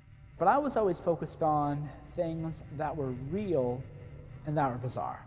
You tweeted, the Clintons were running a pedophilia ring. It's been in the emails all the time. We just weren't able to see the code. Yeah, I don't agree with that. You don't agree with that? I definitely don't think the Clintons are personally running a pedophilia. So why did you write it? That was worded imprecisely. It was more that Why did you write it then? You can go back to 2004, where there was a puff piece written about Tony Podesta. Washington Post and The Guardian had both written pieces about what a great avant-garde art collector he is. And they say, oh, it's just art, it's just modern art. Like, it's just art, don't worry about it. It's kind of like, that's kind of a cop-out. If it's art or not, it's screwed up. For the vast majority of Americans, they're gonna look into that and say, that's weird stuff. Now, maybe Cernovich overplays it, you know, maybe he sensationalizes a little bit, but the sentiment of it is, these are very creepy people. There's an email from the WikiLeaks where the Podestas talk about having stayed in touch with Dennis Hastert. Dennis Hastert was a longtime family friend. Dennis Hastert went to prison for money laundering offenses related to paying off his pedophile victims, people that he had victimized when they were young, underage. Why are you still friends with Dennis Hastert? He is a pedophile. He did go to prison. The media didn't want to ask those questions. And in a way, that's probably why Pizzagate probably got out of control, because the media actually refused to ask the questions. The shooting incident shows how a fake news story can lead to a real life-threatening situation. Devastating consequences. Real-world consequences. It seemed to me as if the media had been given its marching orders. Fake news, they insisted, was an imminent threat to American democracy. A threat to democracy. The dangers to democracy are obvious. Who invented the phrase fake news in its modern context? Who wanted to control the information we were receiving on the internet and on the news, and why? Fake news is a phrase I had never, ever, ever heard in my life, and I don't think any American had heard in their lives until a month after the election. And if you look at, you can go on Google Trends or something, and you can type in fake news, and you can see a chart for how many times that phrase was mentioned on the internet. And the chart is, 0 mentions, ever. And then all at once, it skyrockets. On September 13th, 2016, a nonprofit called First Draft announced a partnership to tackle malicious hoaxes and fake news reports. If you follow the money, you often get a lot of answers to questions. So I want to know who is behind the funding for that nonprofit First Draft and its anti-fake news campaign. It turns out the funding came from Google. Google's parent company Alphabet was headed at the time by a man named Eric Schmidt, who happens to have devoted himself to Hillary Clinton's election campaign, offered himself up as a strategist to her campaign, and is listed as her #1 campaign donor through his company Alphabet. So his company funded this nonprofit First Draft around the start of the election cycle. Like, why is that the case? Because Google is a search engine. It's a tech company. What's Google doing palling around with Hillary Clinton and the State Department and the government and all these deep state people? Was the whole anti-fake news campaign an attempt to shape our views and limit our access to certain information by labeling selected websites and stories as fake and controversializing them? And it's totally a psyop. It's totally a psyop. As soon as the fake news meme, got going, Facebook started labeling certain news stories from alternative media outlets fake news. And so, if they can't ban the First Amendment straight out right away, they go for plan B, which is to discredit anybody that isn't themselves and to get them banned semi-legally with stuff like Facebook, which is basically a monopoly at this point. There are no real competitors to Facebook in this country, or Twitter, or Google. If you get kicked off these big Silicon Valley platforms, you're basically fucked. Facebook and other social media sites are being criticized for not doing enough to stop bogus stories. This week, social media giants Facebook and Google said they will go after hoax websites by restricting ad revenue. Almost 100% of our videos are demonetized as a punishment for what we are politically doing.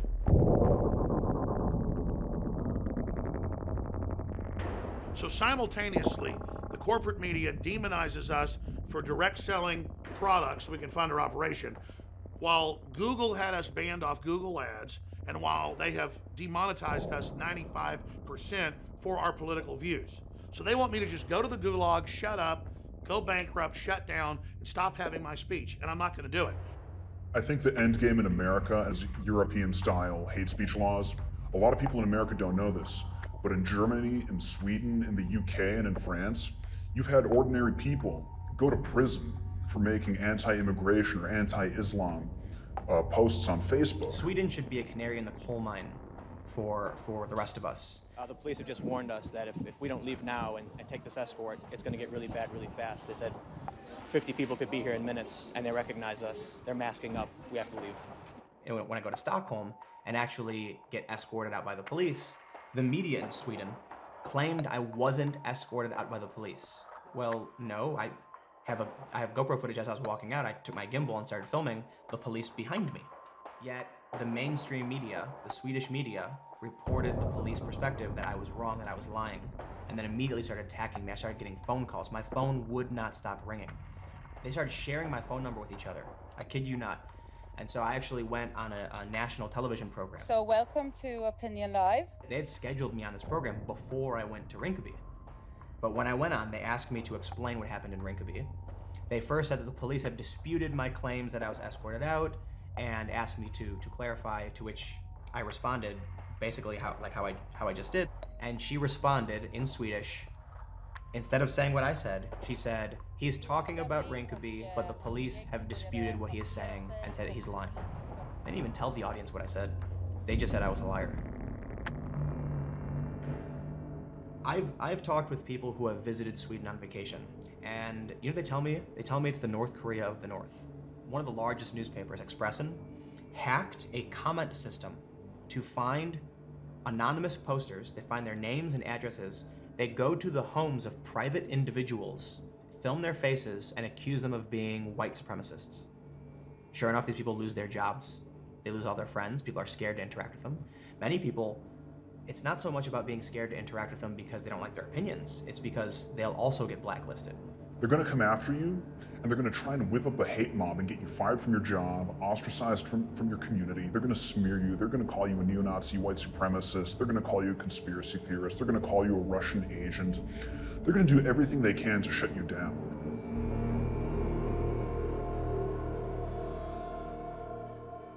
And in the face of this unprecedented censorship, we've only seen support grow. That's why they lie worse than ever. That's why they're so hysterical. It's why they're so angry, so hateful. Then along came Donald Trump, the wild card. Probably the only politician that could have or would have been able to change this dynamic and kind of turn the campaign on its head. Each time advocates cried fake news, Donald Trump called them fake news. We were able to turn fake news back on them almost instantly. Of course, with the help of President Dr. Donald J. Trump, PhD, which is what I call him now, because he started calling the mainstream media fake news. Since you are attacking our news organization, can you give us a chance? Your organization you is are terrible. attacking Don't be rude. President-elect. Can you give us a question? Don't be You're rude. attacking us. Can you give us a question? Don't be rude. Can you No, give I'm us not a going to give you a question? question. I'm not going to give you a question. Can you state categorically? You are fake news. The news is fake. Fake media, the failing New York Times. Fake news. Very fake news. They should be ashamed of themselves. You know, I've been hearing more and more about a thing called fake news, but I will tell you some of the media outlets that I deal with are fake news.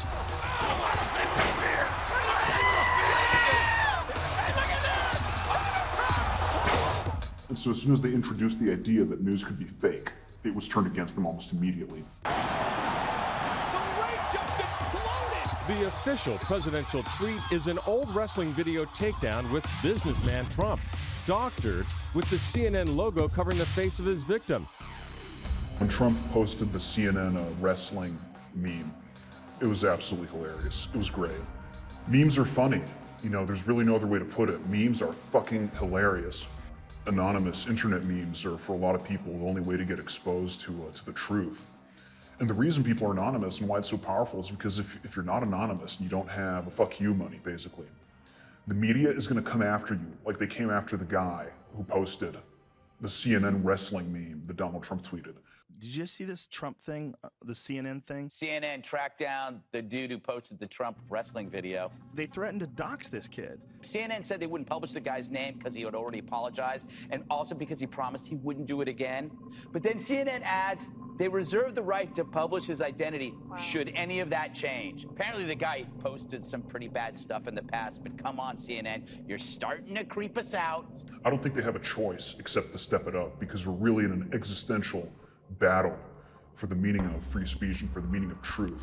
People have gotten a very, very skewed line of free speech today, a skewed definition. They think that free speech and hate speech are two different things, which it's absolutely not. Hate speech is free speech. It's the ability to express yourself whether someone finds it hateful or not. My position is very simple. There are just three genders. There's man, woman, and retarded. You should be allowed to say the most offensive things on earth in free speech. This young man is retarded. America's first man.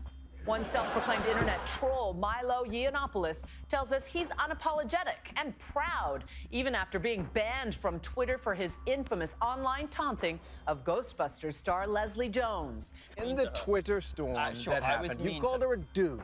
I said it's a good job there's a hot black dude in the movie. She looks like a man. I am entitled to say that I think a celebrity looks weird. I feel like things are going even more and more to each extreme. Milo was touring the country for a bit, and every place he went, there was period blood being thrown. There was girls screaming outside, smashing garbage cans on the ground. There were people trying to punch him on stage, and then eventually liberals just took it to a whole new extreme. And that was at Berkeley.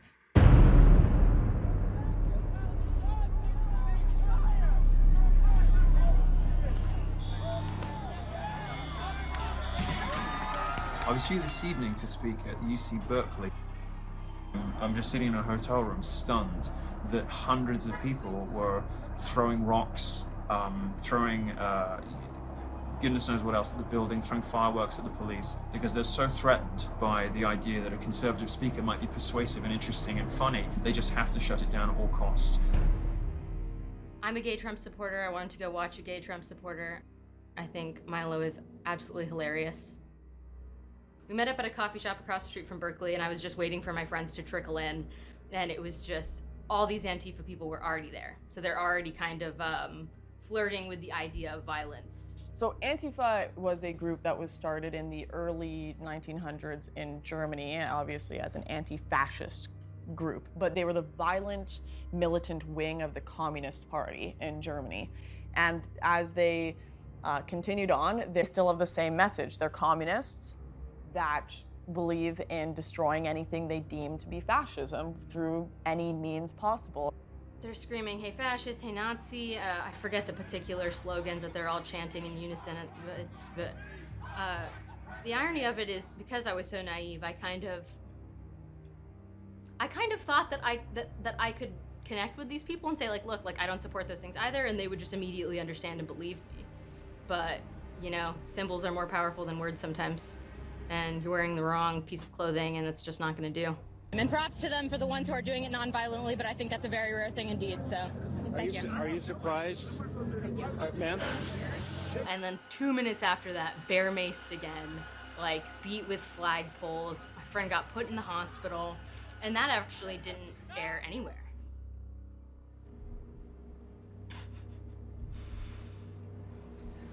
That's wild. Never reported in the media. I've been wanting to have this conversation because this has been a big issue about free speech on campus and conservative voices being heard. But Mr. Reich, my first question to you is the violence that we saw, this violence we saw at Berkeley, we had it live here on CNN last night, it ultimately does it plays right into the hands of a right-wing, white supremacist, someone like Milo Yiannopoulos. Like I told the newswoman over there that, like, specifically it was their narrative, they were a part of this, it was their narrative that was causing the violence on the left. This is not to remove personal responsibility from the actual people that do the violence, but they pretend to be objective. And that's the part. And they implant these ideas in your head, and they'll say things like, well, some people call these people white nationalists. Do they ask any of the people there? No. because that would actually be real journalism. The real problem is this name calling because, you know, as grateful as I am to be on the show and I like the attention, the real people that I want to hear from are, you know, the guys who run CNN, who are legitimizing ordinary conservatives being called white supremacists, anti-Semites, racist, sexist, when they're not. There's an inevitable, obvious consequence. The things that had been said about Donald Trump led to extreme violence. In Donald Trump's America, everyone is speculating as to who should be the most afraid. Black people, Latinos. We grapple every day with what it means to have a president stained by racism. You voted Trump! You voted Trump! I'm just going to be honest. We think there might be a Nazi in the White House. He is a bigot. He is a racist. He is a misogynist. The president's crude and arguably racist remarks. The president has racist views. I'm a Bernie supporter. They attacked me. Who did? They thought I was a Trump supporter. I wasn't. Tens of millions of people voted for him after he showed his cards for years. But are you suggesting that they're racist or they're... Yes. That is pure racism.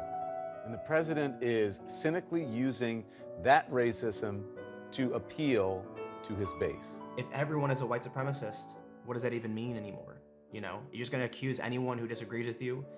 I have people who tell me that I'm a Nazi sympathizer for being friends with Trump supporters, or that I'm a racist, and I'm actually a mixed race person, right? It's like nuance has gone out the window and none of it matters anymore. Say you worked in a loony bin, and there was this one guy going, the Khmer Rouge are coming! The Khmer Rouge are coming! Pol Pot is upstairs! The Khmer Rouge are gonna invade here! We gotta stop the communists in Cambodia! And you go, all right, Mr. McGillicuddy, that's okay. And you'd lead him to his room, and you go, he was bitching about the Khmer Rouge again. That's the way the media is with Nazis. They see Nazis in their soup. They're everywhere. Now we have Nazi panic, where even if you're a girl, they'll hit you. It doesn't really matter. That's what the media does. There has been far more violence by Antifa against people they don't agree with, especially Trump supporters, than there has been violence by Trump supporters. But the media covers up violence by Antifa. I've reported from the White House several times, and on one visit, after the White House press briefing had concluded, I looked over at the assembled journalists and I said, why will nobody here cover the violence against Trump supporters? And why won't you demand that leaders of the Democrats disavow the violence from Antifa the way you demanded Trump disavow violence from his supporters? This is being completely covered up. They laughed at me. They thought that I would care, but their laughter actually proved what I wanted to prove. I wanted them to laugh at me, because then I could show people, hey, this is what the media is all about. They laugh at violence against people if they don't like you. It's also not surprising that the right, in a sense, retaliated, came back out, held more events to counter this use of violence by Antifa. We saw the rise of the base stick man. You know, there's a video of him cracking a stick over this Antifa member's head. And right then I'm like, Antifa is going to double down and they're gonna go nuts. And that's where we saw Antifa throwing explosives into the crowd. M80! Somebody from the Antifa side just threw an M80 into the crowd. We heard a guy got stabbed in the chest. The bike lock basher, Eric Clanton, hit 7 people over the head with a bike lock. If you were to ask me, I'd say that was an attempt to murder. I guess, you know, it's sadly predictable. That's the scary thing, you know? And it looks like things are gonna escalate, because nobody's gonna back down. And this is just the beginning. Just the beginning, dude. We're gonna go to every liberal stronghold, every city, fucking Portland, Detroit, all you cocksuckers in fucking Boston, watch out, we're coming for you. The area for rational discussion, as that disappears more, I think more people are going to be radicalized to both extremes and think violence is an acceptable way of protesting their distaste for other people's opinions.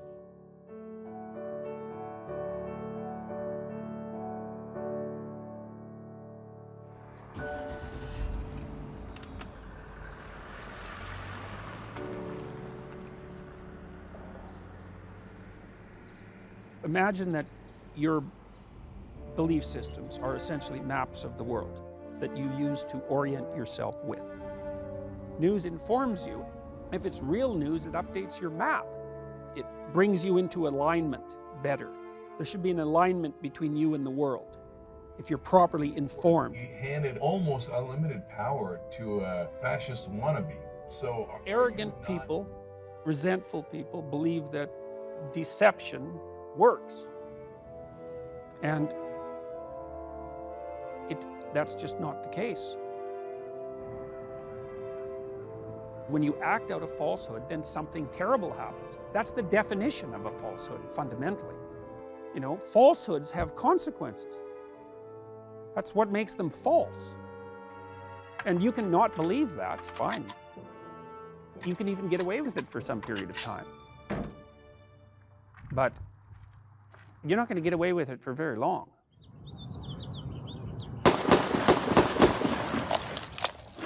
The latest developments in the shooting of a Republican congressman and others at a baseball practice outside of Washington. Congressman Steve Scalise has been shot. Apparently deliberately targeting the GOP.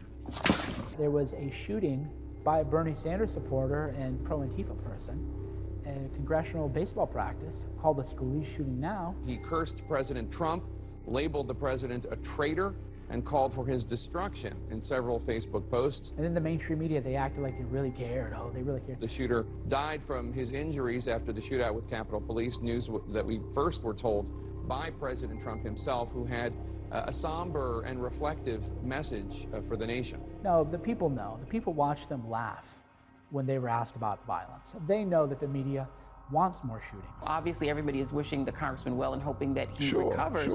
But Steve Scalise has a history that we've all been forced to sort of ignore. On race, he did come to leadership after some controversy over attending a white nationalist event. They want people to get shot because they act as a propaganda arm for Antifa, which is a domestic terrorist group under investigation by the FBI.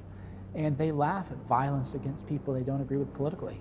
The New York Times interviewed the suspect's brother, who says the 66-year-old was upset over the election of President Trump and went to Washington within the last few weeks to protest. Our axiomatic systems orient us in the world and regulate our emotions. Donald J. Trump is now President of the United States. So when something axiomatically impossible happens, people are going to scramble to find reasons that don't require a retooling of their worldview. And it's no wonder, because they're avoiding, in archetypal terms, they're avoiding an involuntary descent to the underworld and even to hell. That's also why people fight so hard to protect not only their belief systems, but their social systems. Often that means accusing someone else. Trump is a Nazi! Trump is a Nazi! Because then they have to change and not you. Trump's a racist! Trump's a racist! A worldview adjustment is a major revolution, and you may not recover from it. It just might do you in, or maybe you're chronically depressed. And so when you dig down and you have to restructure those axioms, not only do you have to encounter the unknown as such, which is no joke, but you may also have to discover your own malevolence. Well, it's no wonder people turn away from that. It's not surprising at all, and everyone is like that. I mean, this is why I'm no fan of ideologies, generally speaking, because they place a mask of virtue over a dark set of motivations, and then you can tolerate looking at yourself in the mirror. Well, there's plenty of motivation to falsify, but it's a bad idea. You live out the falsifications, and the world hits you. We begin with breaking news from Charlottesville, Virginia, where 2 people have been injured in an altercation with protesters who are out in force over the planned removal of a Confederate statue. Watch this.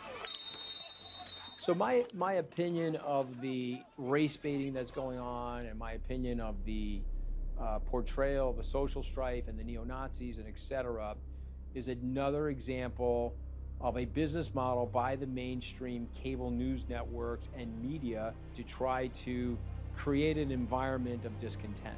What happened over the weekend in Charlottesville, Virginia was just disgusting. I was watching the news like everyone else, and you're seeing Nazi flags and torches and white supremacists. Hate no longer hides behind hoods. And I was sick to my stomach. And by the way, I have nothing but disdain for Nazis. Is this guy wearing a Hitler shirt? Yes, he is. I think the whole Charlottesville thing, I think you have to have a zero-tolerance policy on Nazis. But I think that there are a very, very small portion of the population, and if this was the 1960s, 70s, or 80s, objectively, they wouldn't be worthy enough of the news standing that they're getting right now. I think that the media will gin up controversy, take things and blow them out of proportion to gin up ratings. It glues people. It's addictive. Of course, everyone today is talking about the latest events that just unfolded in Charlottesville, Virginia. Today, we have a very special guest who is there on the ground. Basically, there was all of the Unite the Right type people in the area that they were sort of designated to be in. And police mostly had a hands-off approach. They had set up barricades between that and then the outside protesters who were basically supposed to stay outside of the park. The problem is that, of course, the right-wingers have to walk through those protesters in order to get into the park.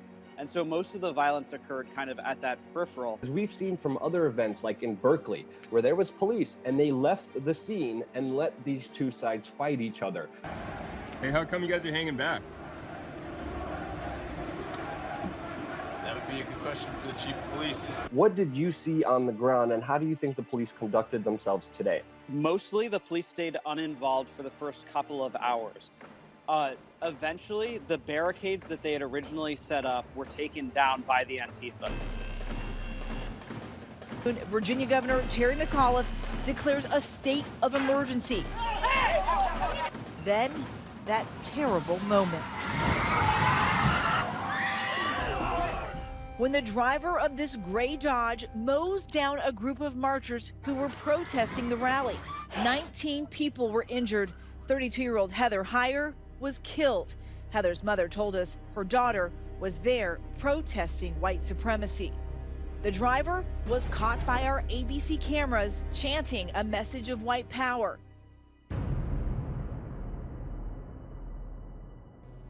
And we're back. Mike Cernovich, GorillaMindset.com with the dimly lit periscope, and I think I need to fix my hair.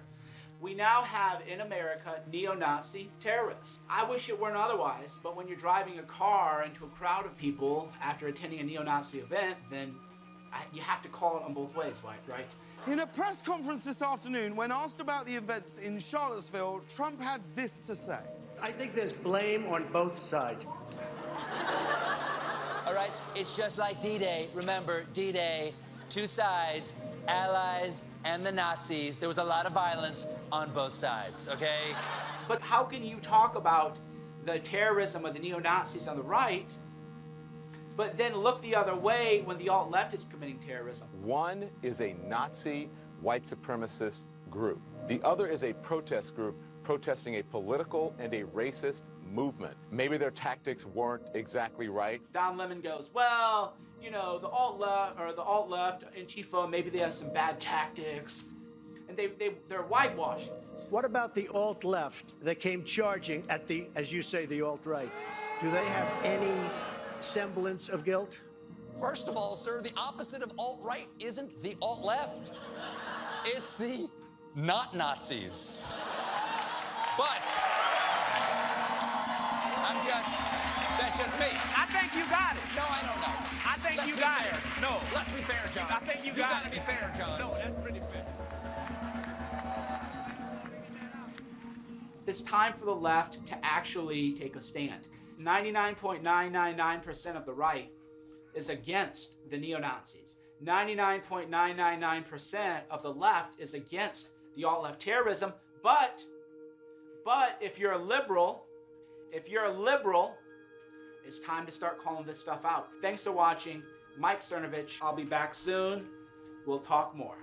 My life is in danger every day because the media has falsely claimed that I'm alt-right, when I'm clearly not. Red Rover, send Cernovich over. I'm not part of that. You want a red pill? How about a lead pill? The alt-right may have started out as something different a year ago or 2 years ago. It may have been about just an alternative to mainstream Republicans, but it has clearly morphed into ultimately an anti-Jewish, anti-everybody, hate-filled movement. So I've said, hey, you guys have free speech rights. I've said the alt-right has free speech rights to go give their talks on public grounds. But I've said if your movement is based on hate, I completely want nothing to do with it. And I said if you want to throw Nazi salutes, I don't want anything to do with you. Don't come to my event. Stay far, far away from me. The media, though, they call me alt-right to this day. For people who vote for Donald Trump, to get lumped in with white supremacists and extremists, it's true in a lot of regards, because you have the KKK who are marching the morning after Trump won the election. You have alt-right groups and groups that call themselves hate groups that are holding up Trump signs at their rallies. There were Trump signs in Charlottesville, right? Living in America as a black man, I'm constantly traumatized. I'm traumatized by the statistics that I see. I'm traumatized by what I watch on the news when black people are choked to death. I'm traumatized by what I see on social media, black men being shot in front of their families by the police and nothing happening, black men with full carry weapons permits. I'm traumatized. Where's the help for my trauma? Who's addressing my needs psychologically? These are things we don't look at.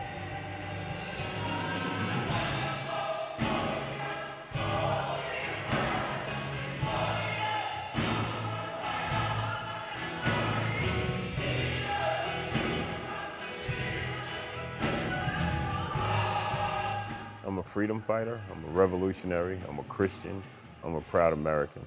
Although people won't admit to it, America is a very racist place. It was founded on racial practices, and these practices still exist today. Maybe to the extent that not to the extent that they were before, but these racist practices still exist. And if you are a Christian, if you are American, you can look at the facts and say, yes, this is true.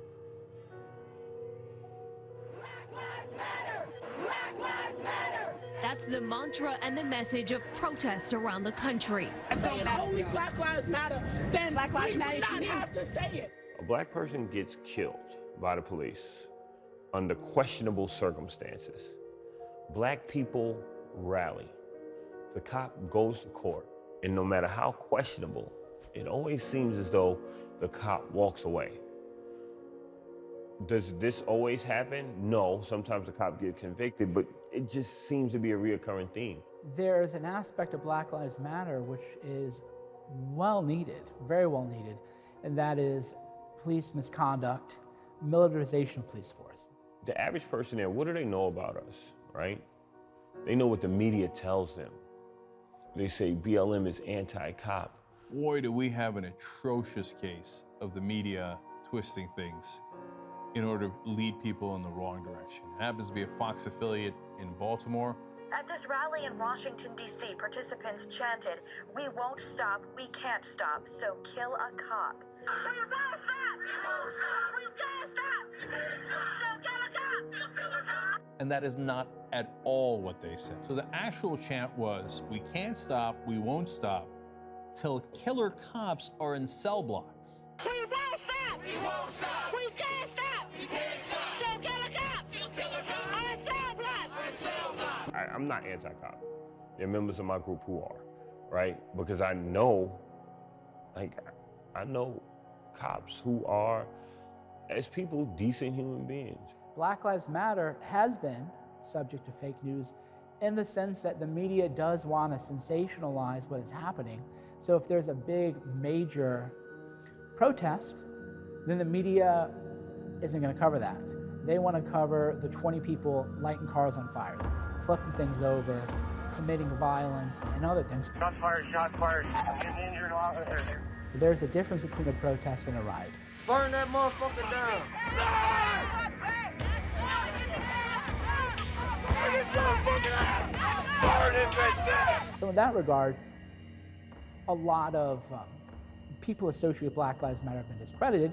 But on the other hand, there was a journalist, a Korean-American journalist, Tim Pool, who went to cover the protests, which then turned out to be riots in, I believe, Milwaukee. One of the first things we hear is the crowd getting angry and saying, you know, what are these white people doing here? Fuck white people suck. And it culminated with an 18-year-old white kid being shot in the neck yesterday, so. That's a problem, and that's a conversation that needs to be had. For those that are perceivably white, it is just not safe to be here, and that's why I'm deciding to leave. They interviewed a girl there who was yelling about how they need to stop the violence in Milwaukee. Thy kingdom come, thy will be done. With his sister calling for peace. Don't bring the violence here and the ignorance here. But the other half of that clip was her screaming they need to bring the violence to white neighborhoods. Y'all burning down shit we need in our community. Take that shit to the suburbs. Burn that shit down. That is fake news right there, and it's happening every day on your TV screen, but it's hard to point out because there are bits of truth within it. I ask people, I go, can you name a high-profile black person who had been shot by police? And people can name a few people, right? And then I say, can you think of a white person who was shot by police? No. I go, well, did you know that twice as many white people as black people are shot by police every year? And they go, well, yeah, but white people are the majority of the population. It's like, I get the statistics, right? But if twice as many white people are shot as black people, and you can't name a single white person shot by police, what does that say about the media's coverage, right? The first thing you hear when a cop kills someone of color is their criminal history. If they're an alcoholic, they were a woman beater, they were, who knows? When a black person is killed, they're villainized, right? And when a white person is killed, they are victimized. Villainized, victimized. And that's no one else but the media. You hear the inverse situation of complaints against the media in terms of interracial crimes, like, for instance, the Dylan Roof shooting in Charleston, and then there was a shooting in Tennessee that was like a black man shot up a church. And so people were saying, oh, that the Charleston shooting got this big media coverage, that shooting got nothing because it was the inverse, you know. So how would you respond to that? I've never heard about that. Shit is crazy. This is crazy. I don't understand why I haven't heard of this. Like, that's unbelievable. This is what's funny about the media. All the victims in Nashville were white, but it is not clear whether Sampson specifically targeted them based on their race. That's bullshit, right? Like, it's bullshit. And this is me talking about a black person who killed white people at church. I don't understand why I never heard that story. And what's more amazing to me is I have over 4,000 friends on Facebook. I've never seen that story published. It's interesting to me. Now, in my view, the media doesn't want to give attention to white people who are shot, because then white people might say, oh, it could happen to me too. Maybe I ought to talk to these Black Lives Matter people. Maybe we can find common cause. The media does not care about black lives. They don't care about white lives. They care about the show. And a Black Lives Matter leader who was reasonable and nuanced and wanted to talk both about rights and responsibilities would resonate with the people. And that would be very frustrating for the media. They don't want people to resonate. The way this rally is different. This is one where it's family oriented. The message is positive. We're here to relax. We're here to have a good time. Washington, D.C., we're standing to the right of the stage at the mother of all rallies. And we had just stepped up and people just started booing us, heckling us. We stood there defiantly with our fist in the air, chanting, Black Lives Matter. So they're chanting back, all lives matter. They're making comments. And, you know, we saw a few people who were in Charlottesville and who we had butted heads with a few weeks prior. And out of nowhere, one of the guys said, so what we are gonna do is something you're not used to, and we're gonna give you 2 minutes of our platform to put your message out. When I got on the stage, my mind state changed. It wasn't fear, it was God, right? And something said, tell them who you are. I am an American. Secondly, I am a Christian. The reason why we fight is to draw attention to issues and to fix it. We are not anti-cop. We are anti-bad cop. We don't want handouts. We don't want anything that's yours. We want our God-given right to freedom, liberty, and the pursuit of happiness. USA! USA! USA! USA! I think we really made some substantial steps without either side yielding. Here I went from being their enemy to someone they wanted to take pictures with their children, and that's the power of communication. Why doesn't the media tell us this story. Why? Because people like you and I will sit down and say, let's figure this out. And guess what? It disrupts the establishment. No. The media is never going to give that guy a platform. They want to give a platform to people that look monstrous, because then you keep everybody divided, you keep everybody paranoid, you keep everybody hysterical. That is the problem right now with America, is the bubble. You click away and you unfollow, you separate yourself from people with contradicting views, and then you end up with this sort of snowball of your own narrative. Your narrative should be something like, I'm constantly trying to go beyond the truth that I already hold. Because the truth that you already hold is not enough. You need to know more than you know. If you think about what the news is, what you see in a newspaper or on TV, it's a small fraction of reality, right? There's all the things that have happened. There's all the things that they know about. There's all the things that they decided to write about. There's the things that they decided to write about that you saw, right? And it goes down and down until you're at that individual article. And so you think that when you're reading the news that you're being informed, that you're educating yourself, that you're seeing how the world is, but you're seeing such a tiny fraction of the world. And so you could argue that in a way the media is designed not to inform you, but to keep you uninformed. And that's really scary, that the bubble that we all live in that has no real higher obligation anymore to this sort of philosophical idea of truth is a scary thing. We can't even agree on reality anymore.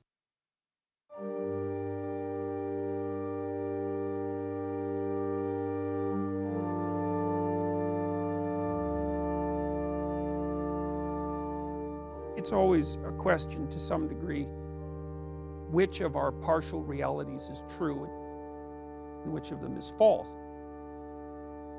There's a world that exists beyond our comprehension of it, and so you have to lay a structure on it in order to simplify it. The role of a journalist is to lay out an unbiased simplification of the situation and to let the viewers, readers, make up their own minds. But if you introduce an act of deception into the world, it stays and it manifests itself. When you do that, you corrupt the structure of the world and you corrupt your own soul. And God help you. It's not good. It's seriously not good.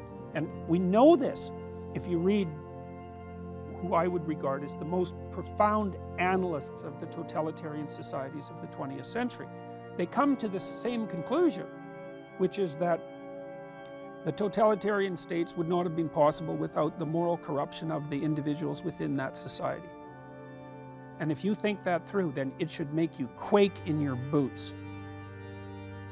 We have to restructure our value systems, and so that means going back into the past. If ye continue in my word, then are ye my disciples indeed, and ye shall know the truth, and the truth shall make you free. Amen. Here is no search for truth. The government writes the textbooks, and the children are taught to accept communism and their fate without question. We're at a point where Judeo-Christian ethics can't die, because if it does, then our civilization is done, because its foundation blocks are of that ethic. In the story of Genesis, right at the beginning, is the idea that the essential creative element of divinity is the logos, the word, the truth.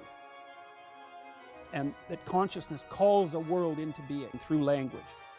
That's the image of God in man, as far as I can tell.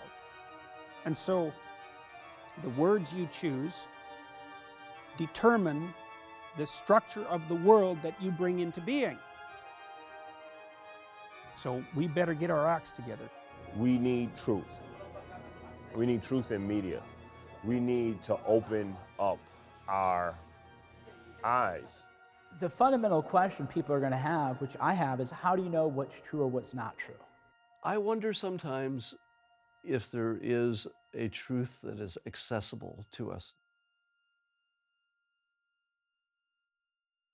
Like, I don't know if we can ever know what's truth.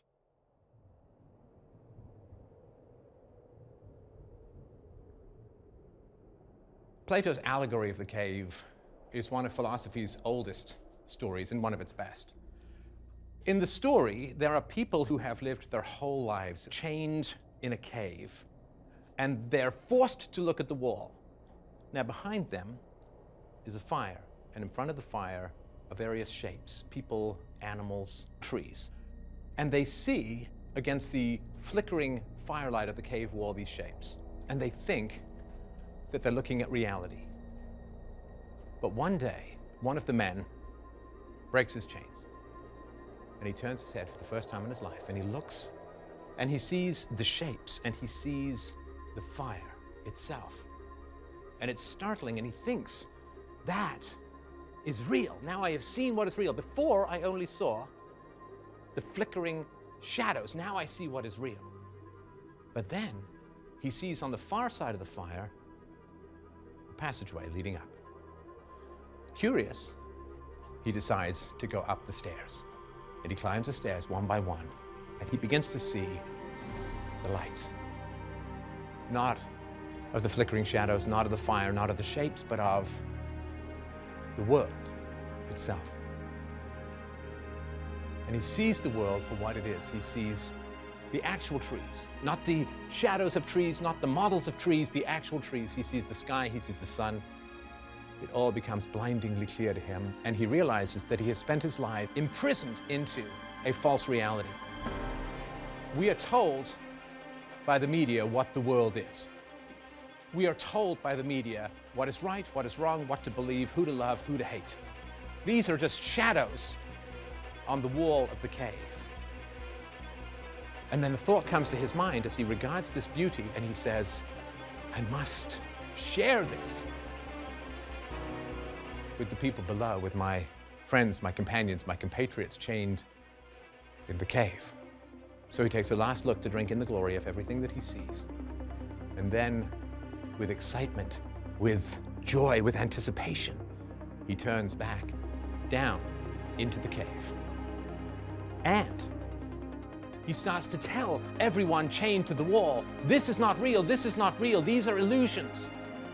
And he reaches down and he tries to break their chains. And they do not thank him. They do not praise him. They do not admire his wisdom and his courage. They fight him. And they call him mad. They call him deranged, delusional, disruptive, seditious, dangerous. And he faces the choice that we all face when we learn the truth. Do we stay where we are hated, down in the dungeons, among the enslaved, mentally? Do we stay among those fixated on their screens who will not tear their eyes away from a manufactured reality to look at the world itself? Or do we go and climb those stairs again to imbibe all the glory and beauty of the natural world, leaving behind those who fight us for bringing them the truth? I say stand and fight. What is the glory of the world if we must drink it in solitude? What is the beauty of the planet if we must view it alone? We have an obligation, if we have seen the truth, to wrestle the lies from the minds of those stuck in the cave. The cave is the manufactured reality of those who would control us by controlling what we think. But fundamentally, you can't control what someone thinks, because once they think, they are beyond your control.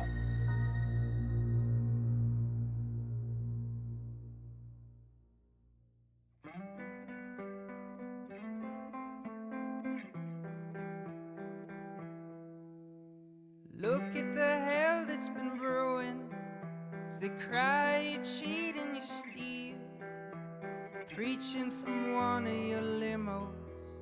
You struggle just paying their bills. You know you're high and you're mighty.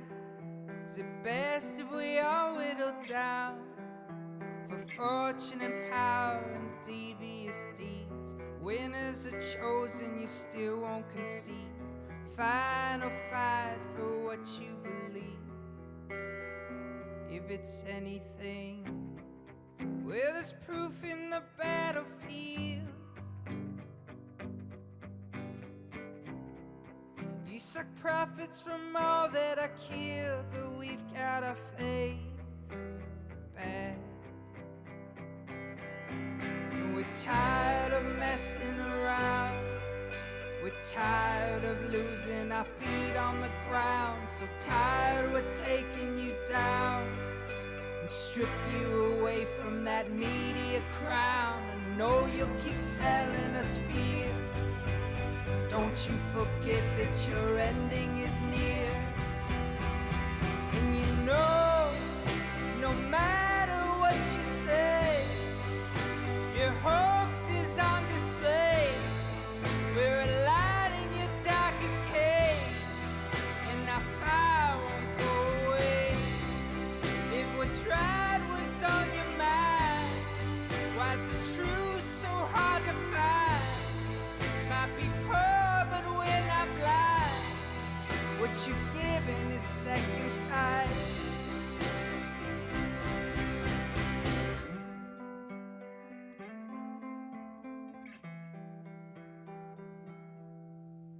Look at your tiny retraction. You've already gotten the views. Those methods that keep us divided. How else would you spread your fake news? Shilling your way through a story, while calling them scoops on the air. We pray for our youth, but why would you care? Searching for honor in all our despair. Rather be famous, pretend like you're there. And it's never fair. So we've leveled the playing fields. You'll keep pushing till someone gets killed, but we've got our strength back. We're tired of messing around. We're tired of losing our men to the ground. We're tired of screaming out loud. We're tired of living our lives in a cloud. Go on and sell us your fears, but look how we bask in our enemies' tears. As we're told to shut up and let you play, with our hearts in a twisted game, while your lies all stay the same, and we call you by your name. As your hoax is on the run, and your lies